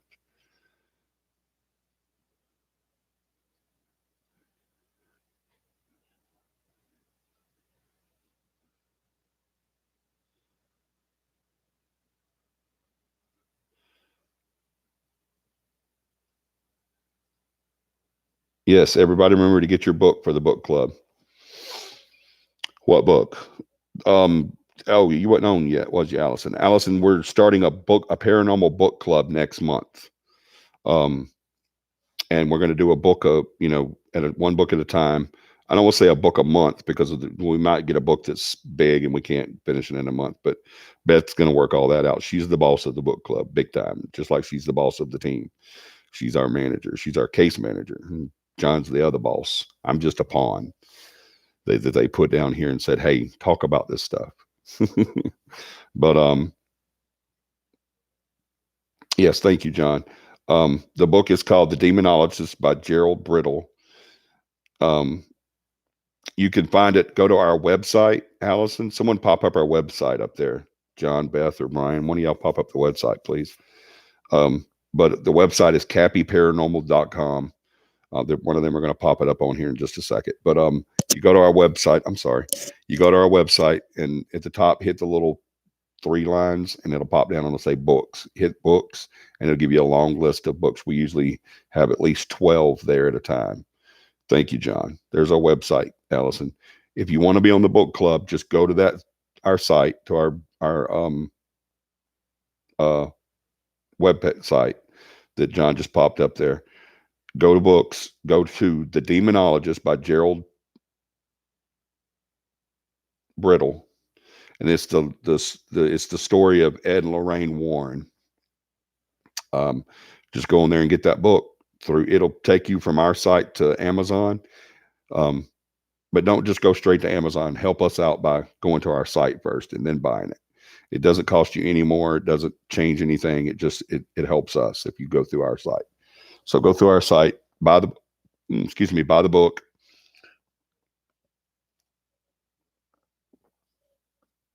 And then you read it. And then we're going to start the book club next month. All right.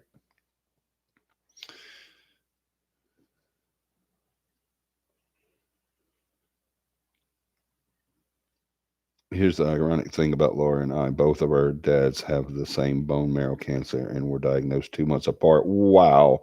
That's freaky.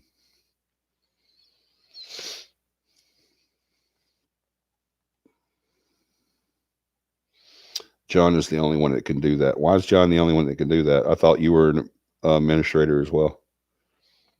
I will have to fix that. Yes, email Beth. Pop your email up there, Beth.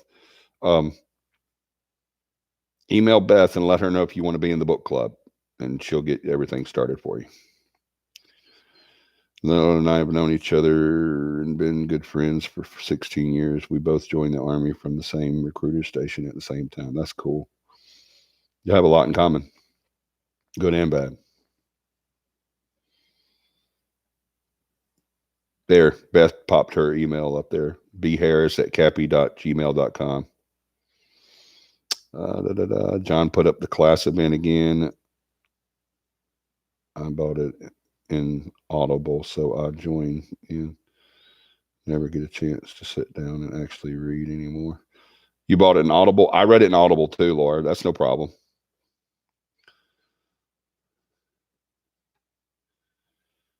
Yes, I like Ed and Lorraine too. Ed and I disagreed on a lot of things, but it was still very respected in the paranormal field.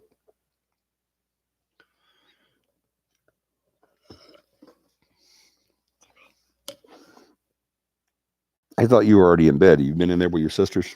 Yeah. Okay. Watching Disney Plus. All right. Well, you need to get in bed, definitely. I love you. Good night.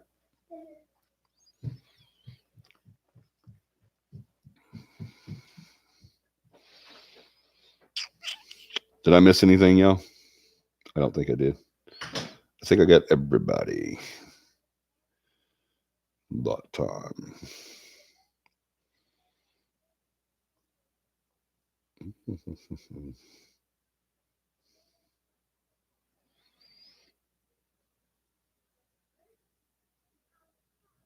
Yeah, I think I got everything.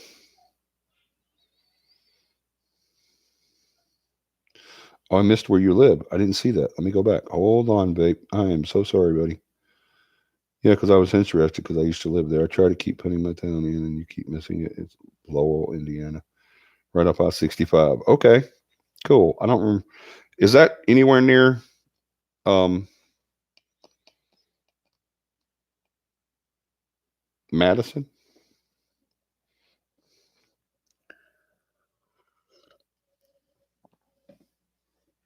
I lived in Madison for a little while, and then I lived in DuPont. Actually, I'm sorry. I lived in DuPont first, and then I lived in Madison.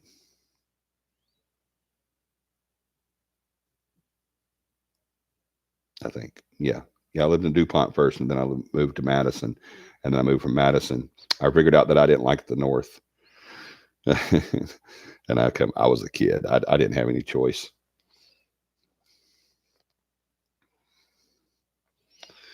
I didn't have no choice. Trust me. But if I had a choice, I would have never moved there in the first place because I am South 100%. I am Alabama country boy. I've been all over the world, and I haven't never found anything better than Alabama. And I'm not just saying that either. I 100% believe that. I love myself some Alabama.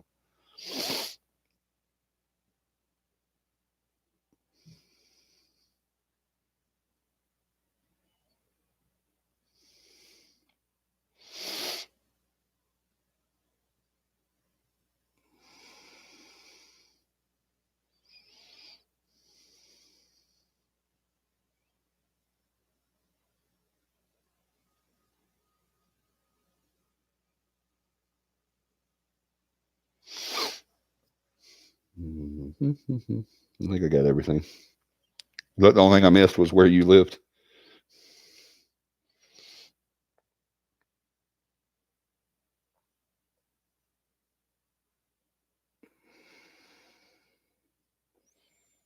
Good night, Allison.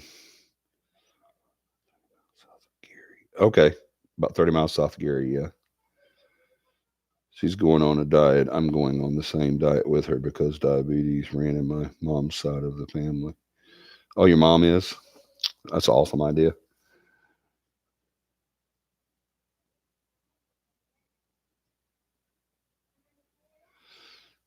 Can't wait to see you too, Allison. Allison's cool, y'all. I've forgotten all about her. You got to start coming and joining us more often, Allison.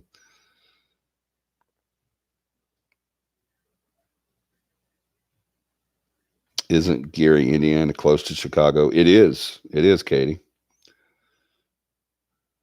Made it out of the other side after Carter, you, baby Kylie, and Nathan deployed. And it would have done me in. No, you would have made it, Laura. Yes, it, Katie. Yeah, it is. Yeah, he was answering you too.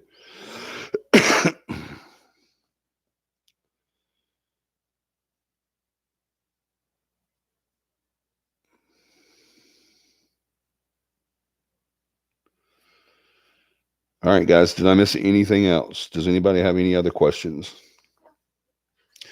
I want to leave you guys with a little bit of a teaser. We're going to continue the discussion of psychics and psychic phenomenon.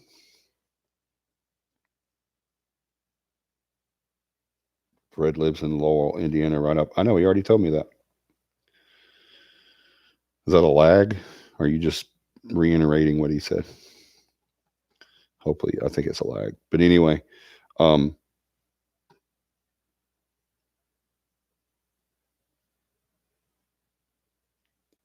my sister and her family own a three flat in Wigglyville and rent it out, and they live in Park Ridge. Cool. All right. We're going to continue our discussion on psychics. We didn't really get into it as much as I wanted to tonight. Um,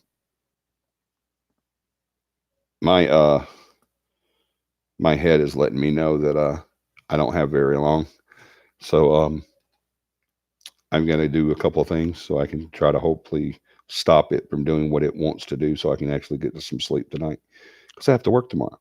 So if I mean, unless someone has any more questions, let me know. I mean, I don't. I mean, about what we're talking about, not about. Oh, Katie, you're so sweet. But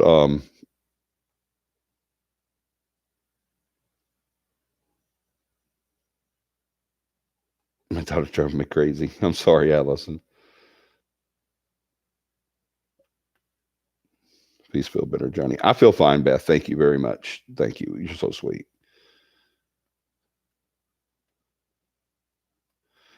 I'm fine. I am. It's just it starts doing this little tightness thing, and it just lets me know I'm coming.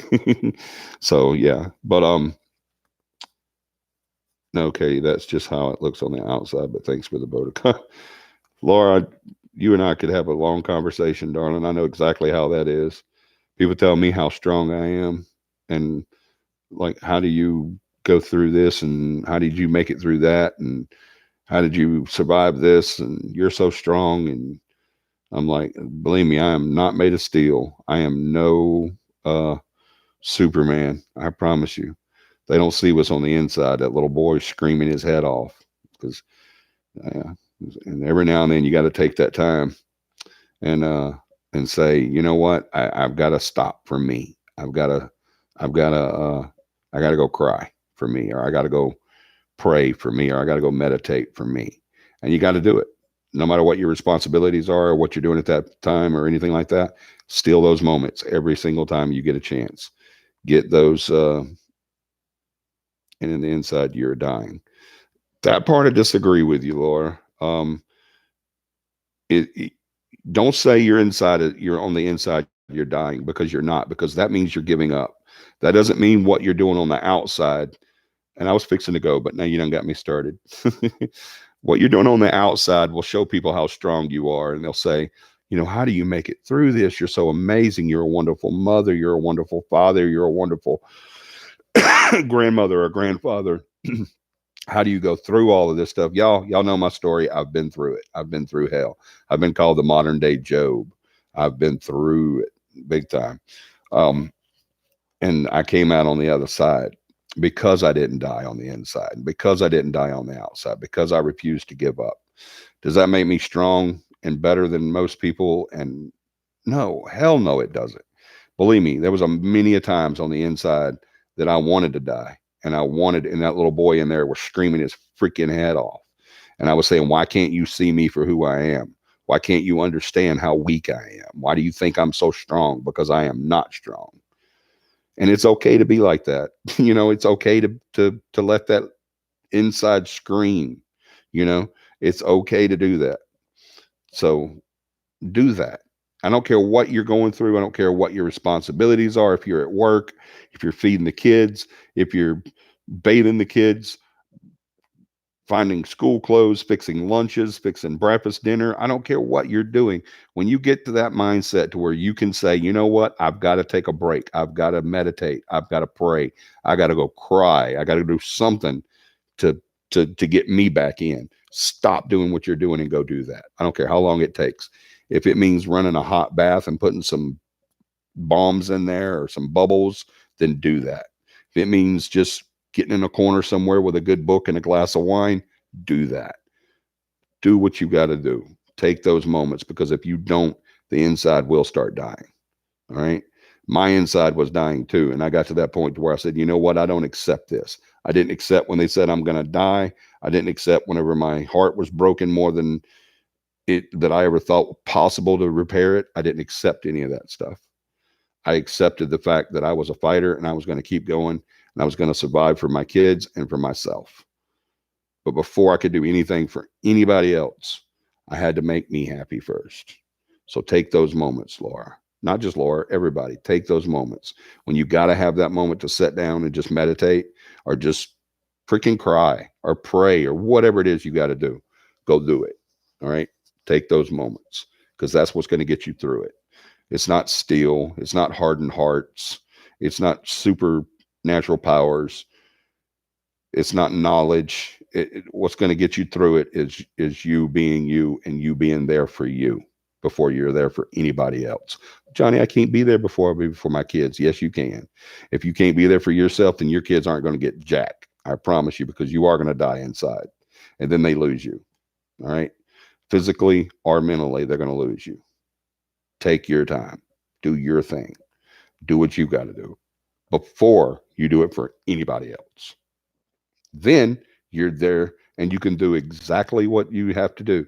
Once you've taken care of you, everybody else can fall right into place. All right. Now you have that mental capability of fixing that dinner, washing those clothes, reading that book, spanking that ass, whatever you got to do, you can do it now. All right. Because you took care of you. All right. So do that. Let me see what you guys are saying. You're probably telling me to shut the heck up, aren't you? I think she wants me dead. Dear Lord.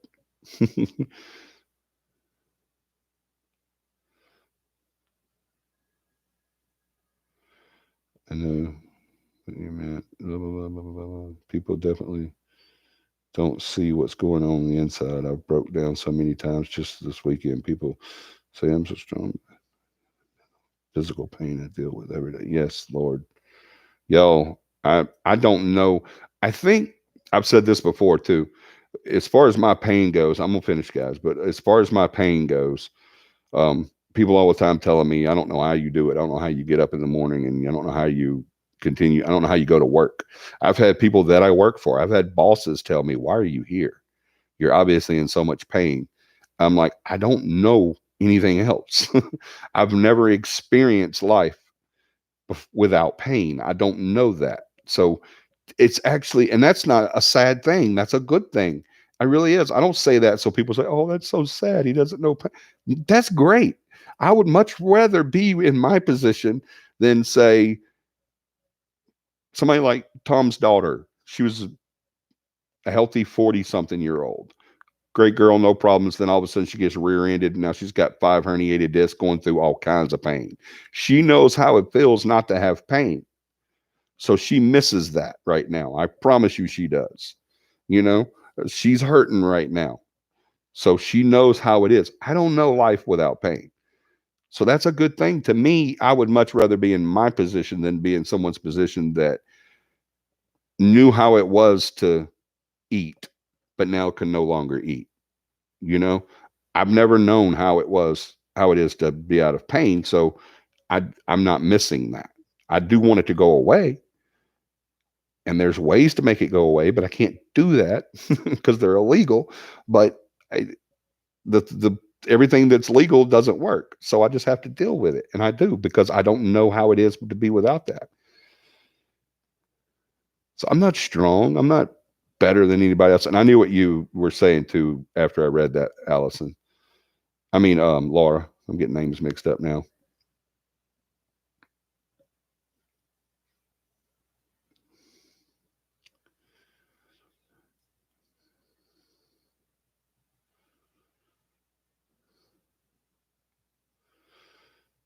Mine was done, so I moved to the Beth, y'all. Beth and her husband got it going on, y'all. I ain't kidding y'all.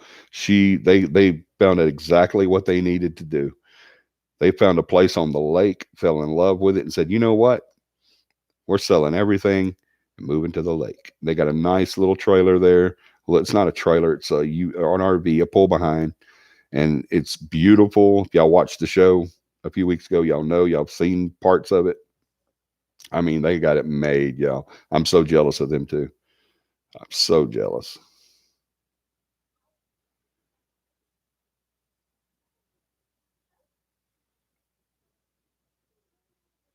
My depression has gotten really bad lately. I'm sorry, Allison.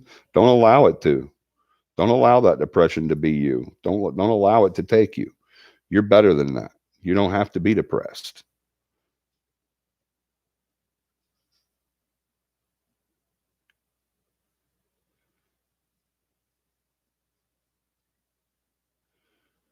I haven't looked at the part where I said my mom had. You haven't looked at the part where I said my mom has diabetes type 2. I'm sorry, Lynette. Yeah, I did miss that. Bless her heart. Yeah, that's very prevalent in my family.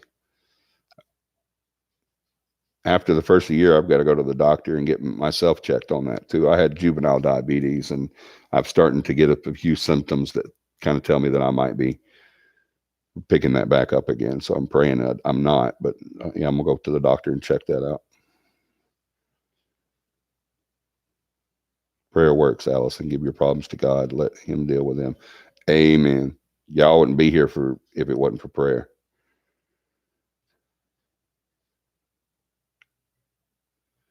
Johnny, that just means you experience so much greater joy in heaven. Oh, you're right, Laura.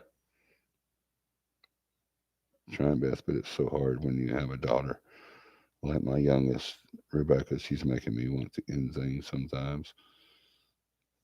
She doesn't have the ability to make you end things. She doesn't have the ability to make you want to end things. Sorry. I don't know your daughter, and I'm not going to say anything bad about her because that's your daughter, but she doesn't have the power to make you want to die. Okay? That's a silly statement. I know it's something you feel, and I'm not taking that away from you, but that's a silly statement. No one has that power over you. You're the only one that can do that. You may want to end things because of the situation and because of everything you've gone through with it, but she's not making you want to do that. That's coming from you. She doesn't have that power unless you give her that power. So don't give her that power.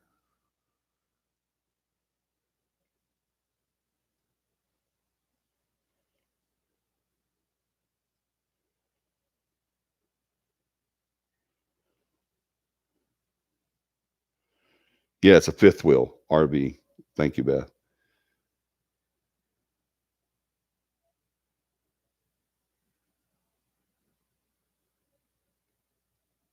My grandma and Aunt Rose have diabetes. Yeah, it's a horrible, horrible disease.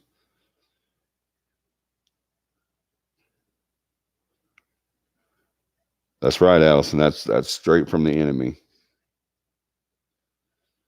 I can't help it. She lives with me.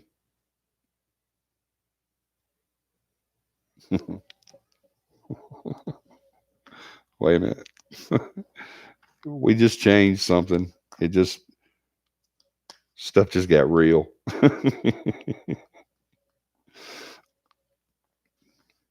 You're the mom. She's the daughter. She lives with you, right? That's what you're saying. She lives with you, not you live with her. Like if you're not there, you're just going to be homeless or something. She lives with you. Is that what you're saying? You helping her out, giving her a place to live.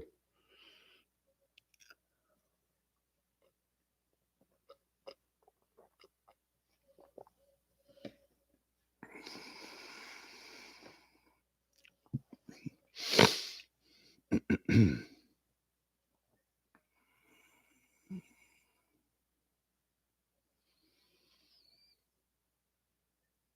then she had a stroke. That's no fun either.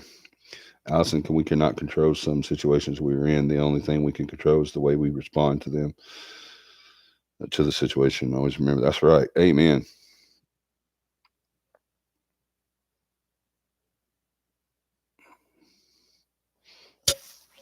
I don't care how old Rebecca is. There's no, if what she's saying is that Rebecca lives with her and is giving her all this trouble to where she's thinking about hurting herself, Rebecca needs to go. Rebecca needs to get her wiry ass out the house. Goodbye. What is that they used to say all the time? What is it? Bye, Felicia. She's got to go.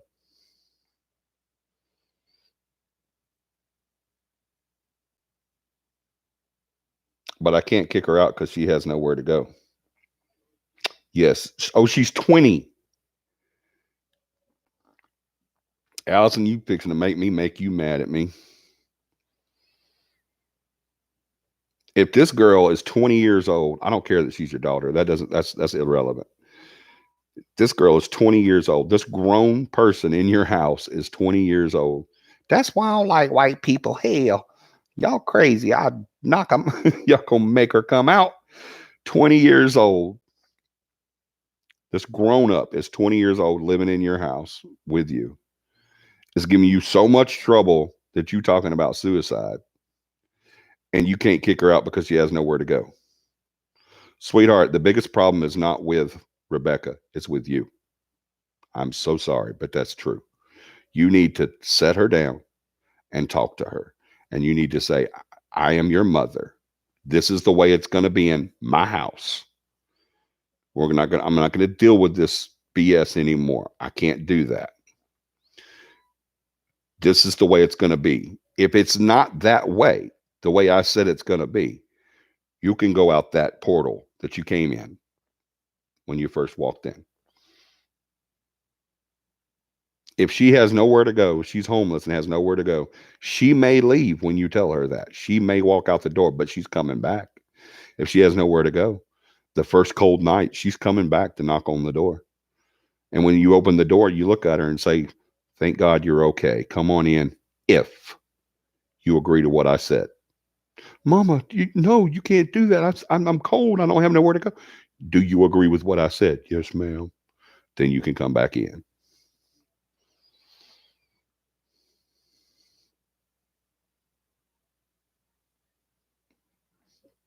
I think so too. But if something ever happened to her, I would never forgive. What happens if something happens to you?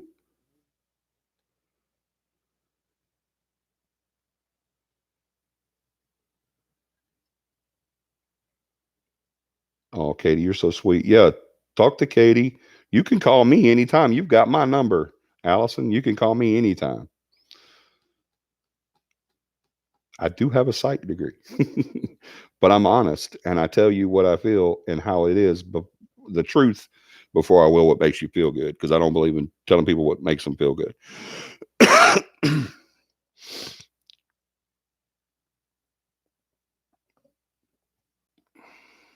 Oh, I'm glad you threw Psalms 41 3 1 through 3 in there too, Laura. That's awesome. Tough love is sometimes the best love. Tough love is always the best love in that kind of situation. You need to get rid of that girl. I don't care if she's your daughter. She's a 20-year-old grown up living in your house, making your life hell. Bye, Felicia.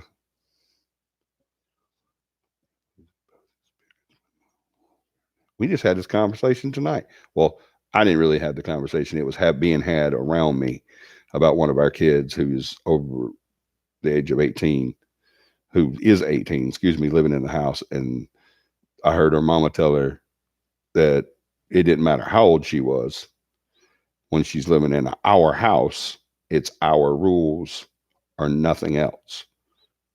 And she didn't have a choice on anything. They were not arguing. They were having a discussion. She wasn't saying, I'm 18. I don't have to do what you say kind of thing. They had an issue this weekend. They took care of it. It's over with. But I think she grounded them or something. And they're, that whole, You can't ground me kind of thing, I think is what they were trying to hint around at. And she was saying, give a crap how old you are. As long as you're in my house, you're going to do what I tell you to do, or you can go. That's it.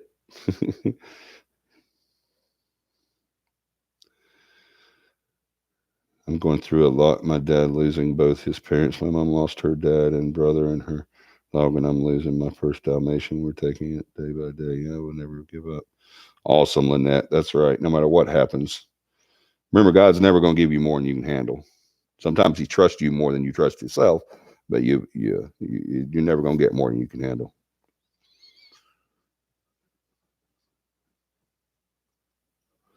I've been her friend instead of her mother, and now I'm trying to put my foot down, but she makes me feel like I'm a monster. That is a ploy, Allison. That's all that is a ploy on her part because she knows you're going to break. You're not her friend. You are her parent. Okay?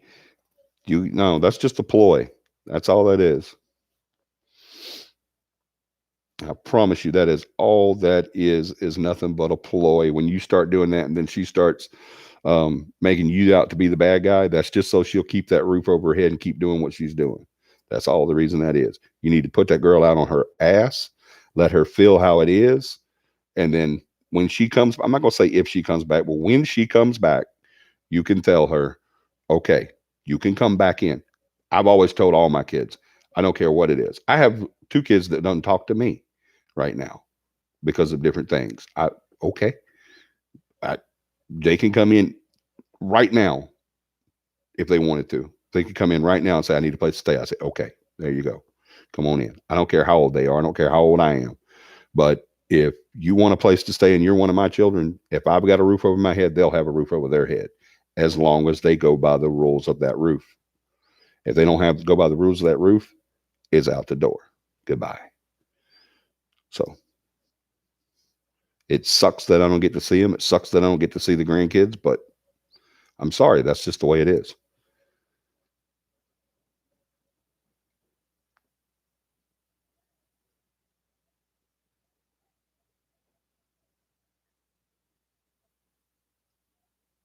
She's close to me. Allison is.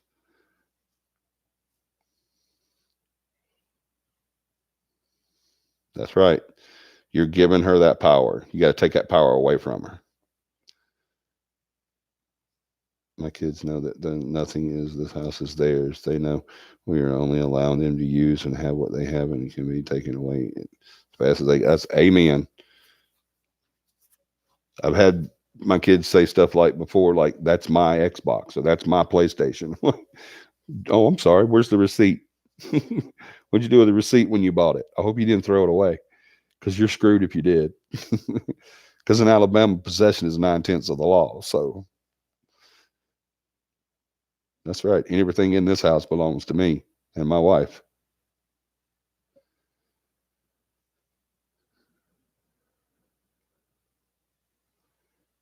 A dose of reality. Yep, that's exactly what she needs.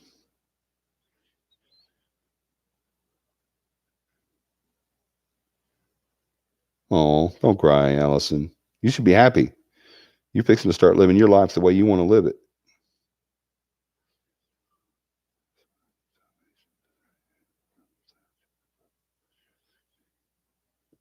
I have to take the passing of Jewel, who's my Dalmatian. Oh, that hurts when we lose an animal, a pet.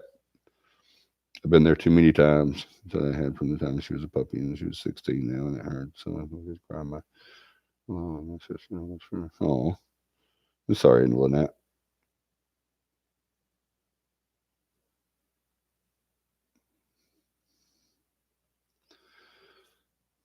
Oh, that's awesome, Laura. Laura said, Allison, God created you. He chose you. No one gets to decide how you feel except him and you. God says you are worthy. That's right.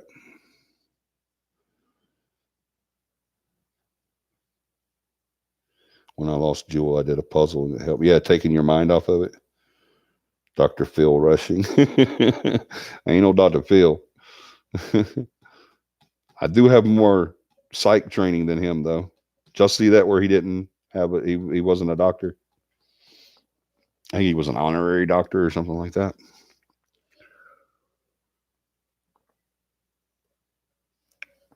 I still like him though. I like his no nonsense approach.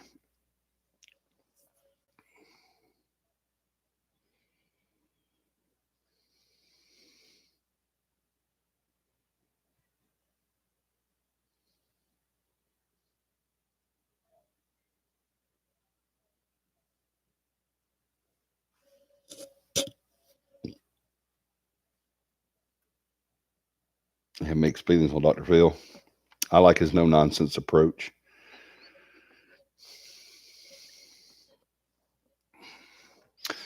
Well, all right, guys. Allison, I hope we helped you tonight. If we didn't, then I'm sorry if we made it worse. But yeah, you gotta my brother didn't want to comply with my parents' rules while he was in high school, so they told him either follow our rules or there's the door. He chose the door and was gone for a couple of months. He came back though, didn't he? That's a fact. That's the way it is in my home too. But he finally realized life wasn't so bad at home. Yep, and he came back. Excuse me.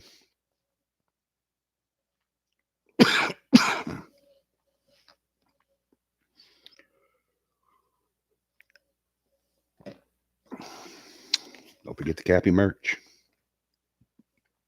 You can find it on our website, CAPIParanormal.com, CAPI paranormal.com. Go to merch. You can get this awesome cup. I love my cup.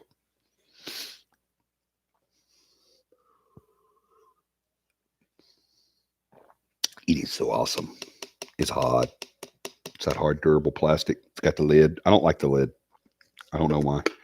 I like to gulp my drinks. I don't like to sip my drinks, and this hole doesn't give you much.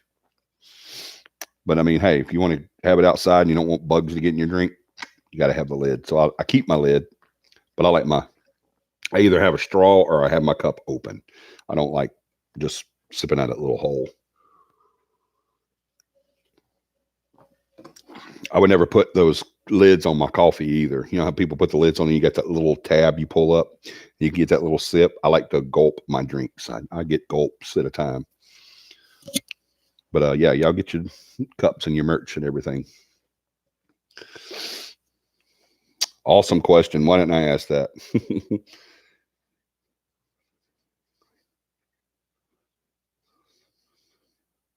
Good night, Beth. Yes, you should have went to bed a long time ago, darling. Bless her heart. She's been at it today. Yes, Allison, do you have a church you go to?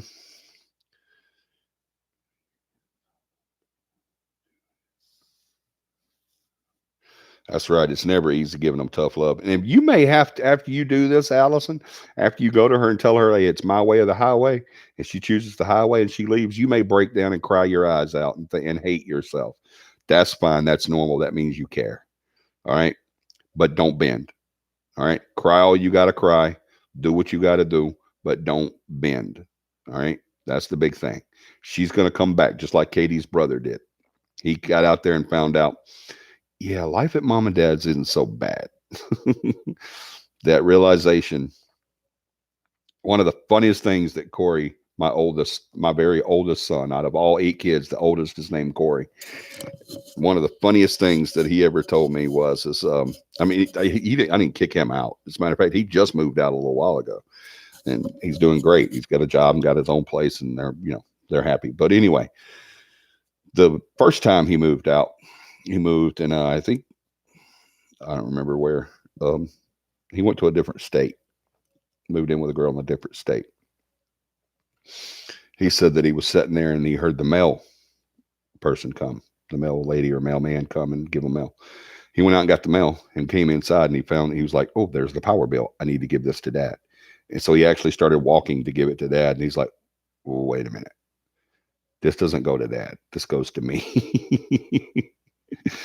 And he said he was sitting there one day and he said, I'm getting kind of hungry. And he walks into the kitchen. He opens up the refrigerator. He's like, there was nothing to eat. There was no food in the refrigerator. And he's like, crap, Dad, I need to tell Dad to go get some. And he's like, wait a minute, this is my place.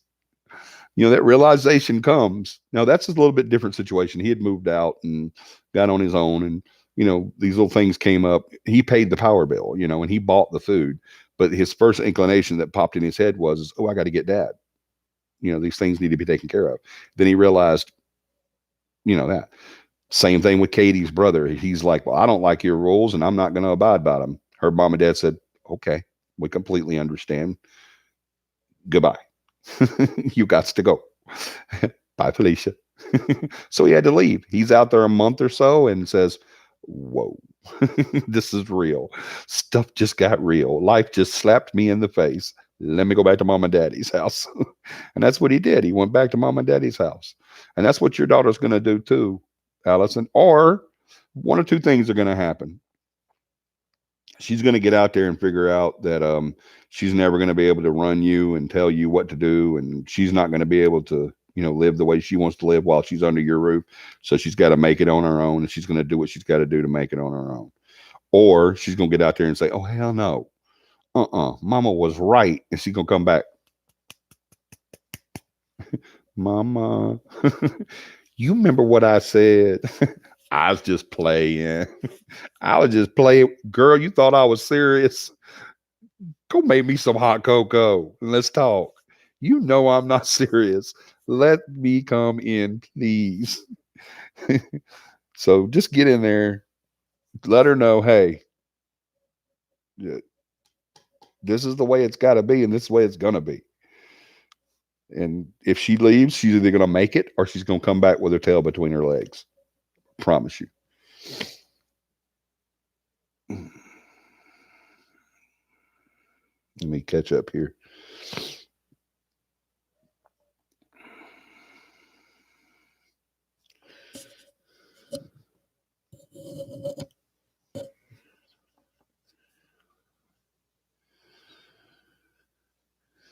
We have a pretty awesome church. If you want to go to with us, Allison, we'll come pick you up and take you.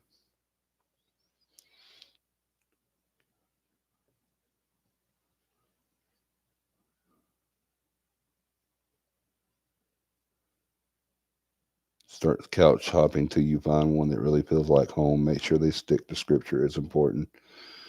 Absolutely right. Right. It's very hard for me to hear my kids cry. It tears me apart, but I know it's for the best. And my son has even thanked me for always being his biggest support. That's awesome, Katie.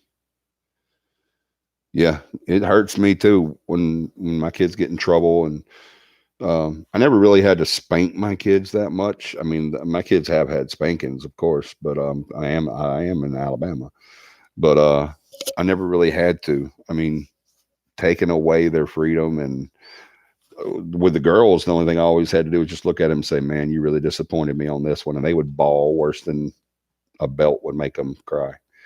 So I mean, and it hurts like when you put them on restriction and stuff like that, and because it was like, to me, it was like if I put my son on restriction from the video game or from going outside and playing, I'm putting myself on restriction too. Because now I can't play the video game with him, or I can't go outside and do this or whatever. So it sucks. But I mean, it does. It hurts. It hurts a lot whenever your kids get in trouble, and especially when you're the one that has to do it. It hurts a lot. But I mean, you got to do it.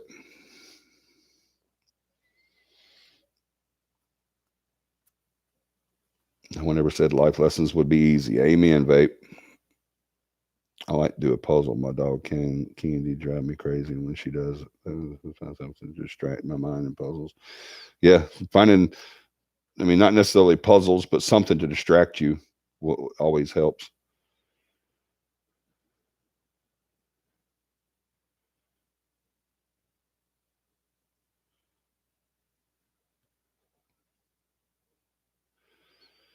Yep, that's right, babe. Good night, Laura.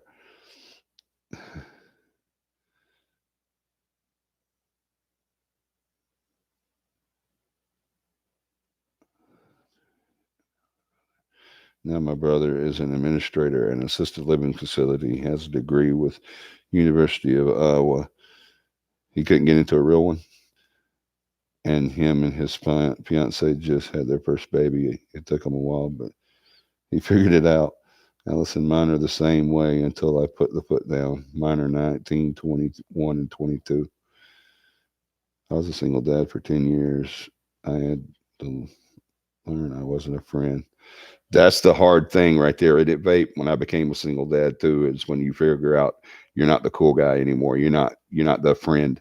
That's a hard thing. It really is when you realize you can't, associate yourself as their friend anymore. That sucks big time. And what really sucks is whenever you find out they're happy about it too.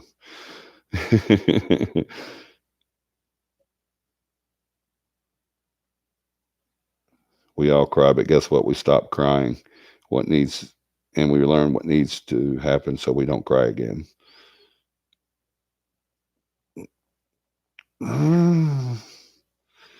I see where you're going with that, so I agree with that, but I don't agree. I think the more you cry about it, the more you're going to learn and solve it. Because I don't want to get in. Let's just open up another can of worms, Johnny.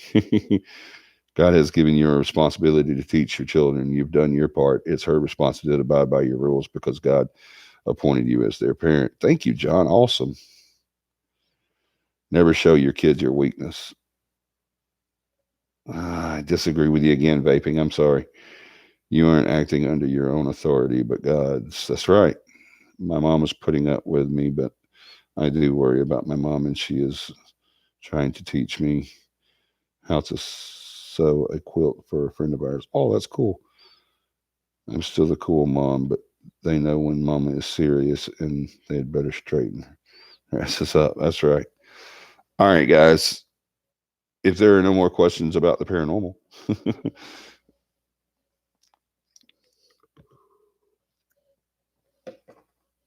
Allison, you have several people on here tonight that have already said to contact them on Facebook. You have my number. If you don't have my number, PM me. I think you still have my number, but if you don't have it, then just PM me your phone number and I will get it to you.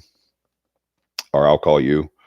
Or just PM me and say, hey, give me your phone number. If you don't want to give me your number, just say, give me your phone number and I'll send you my phone number. Of course, if you call me, I'm going to see your phone number. So, but anyway, uh, or if you just want to talk like this, you can contact me on Facebook. I think we're friends on Facebook. So, um, either way, you can call me anytime you want to, day or night. You know that. And I will be more than happy to speak with you. And I'll be more than happy to shut up and listen too. I can do that very well as well. Sometimes you don't need to hear someone talk. You just need to you need someone to listen to you. And I completely understand that. That's why they call that ranting. Um, oh, you're so cool, Fred. We will all keep you in our prayers, Allison. Johnny, you can always give Allison my number too. Absolutely. Absolutely. Okay, Katie, I definitely will. But you're going to make it through this. And you just got to do the right thing, darling. You just got to put your foot down. And after she's gone, cry, but know that she's going to be okay. John says you could talk to him too. He's a young father. Yep.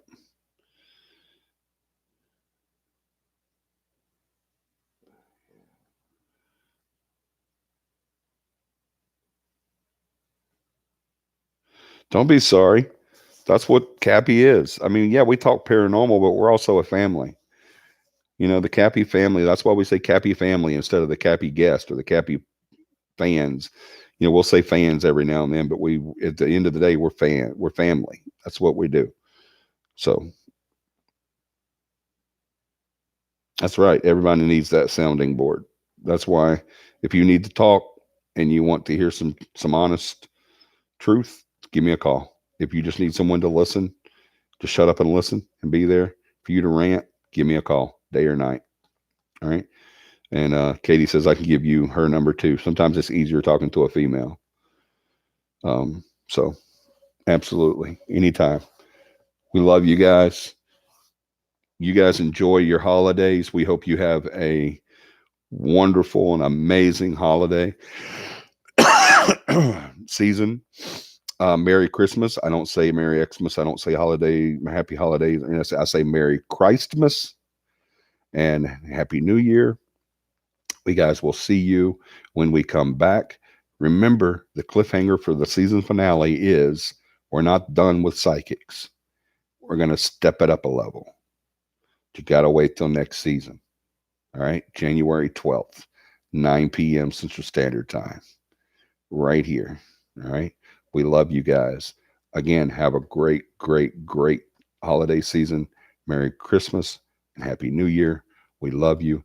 Have a paranormal week or few weeks, and we'll see you guys back next season.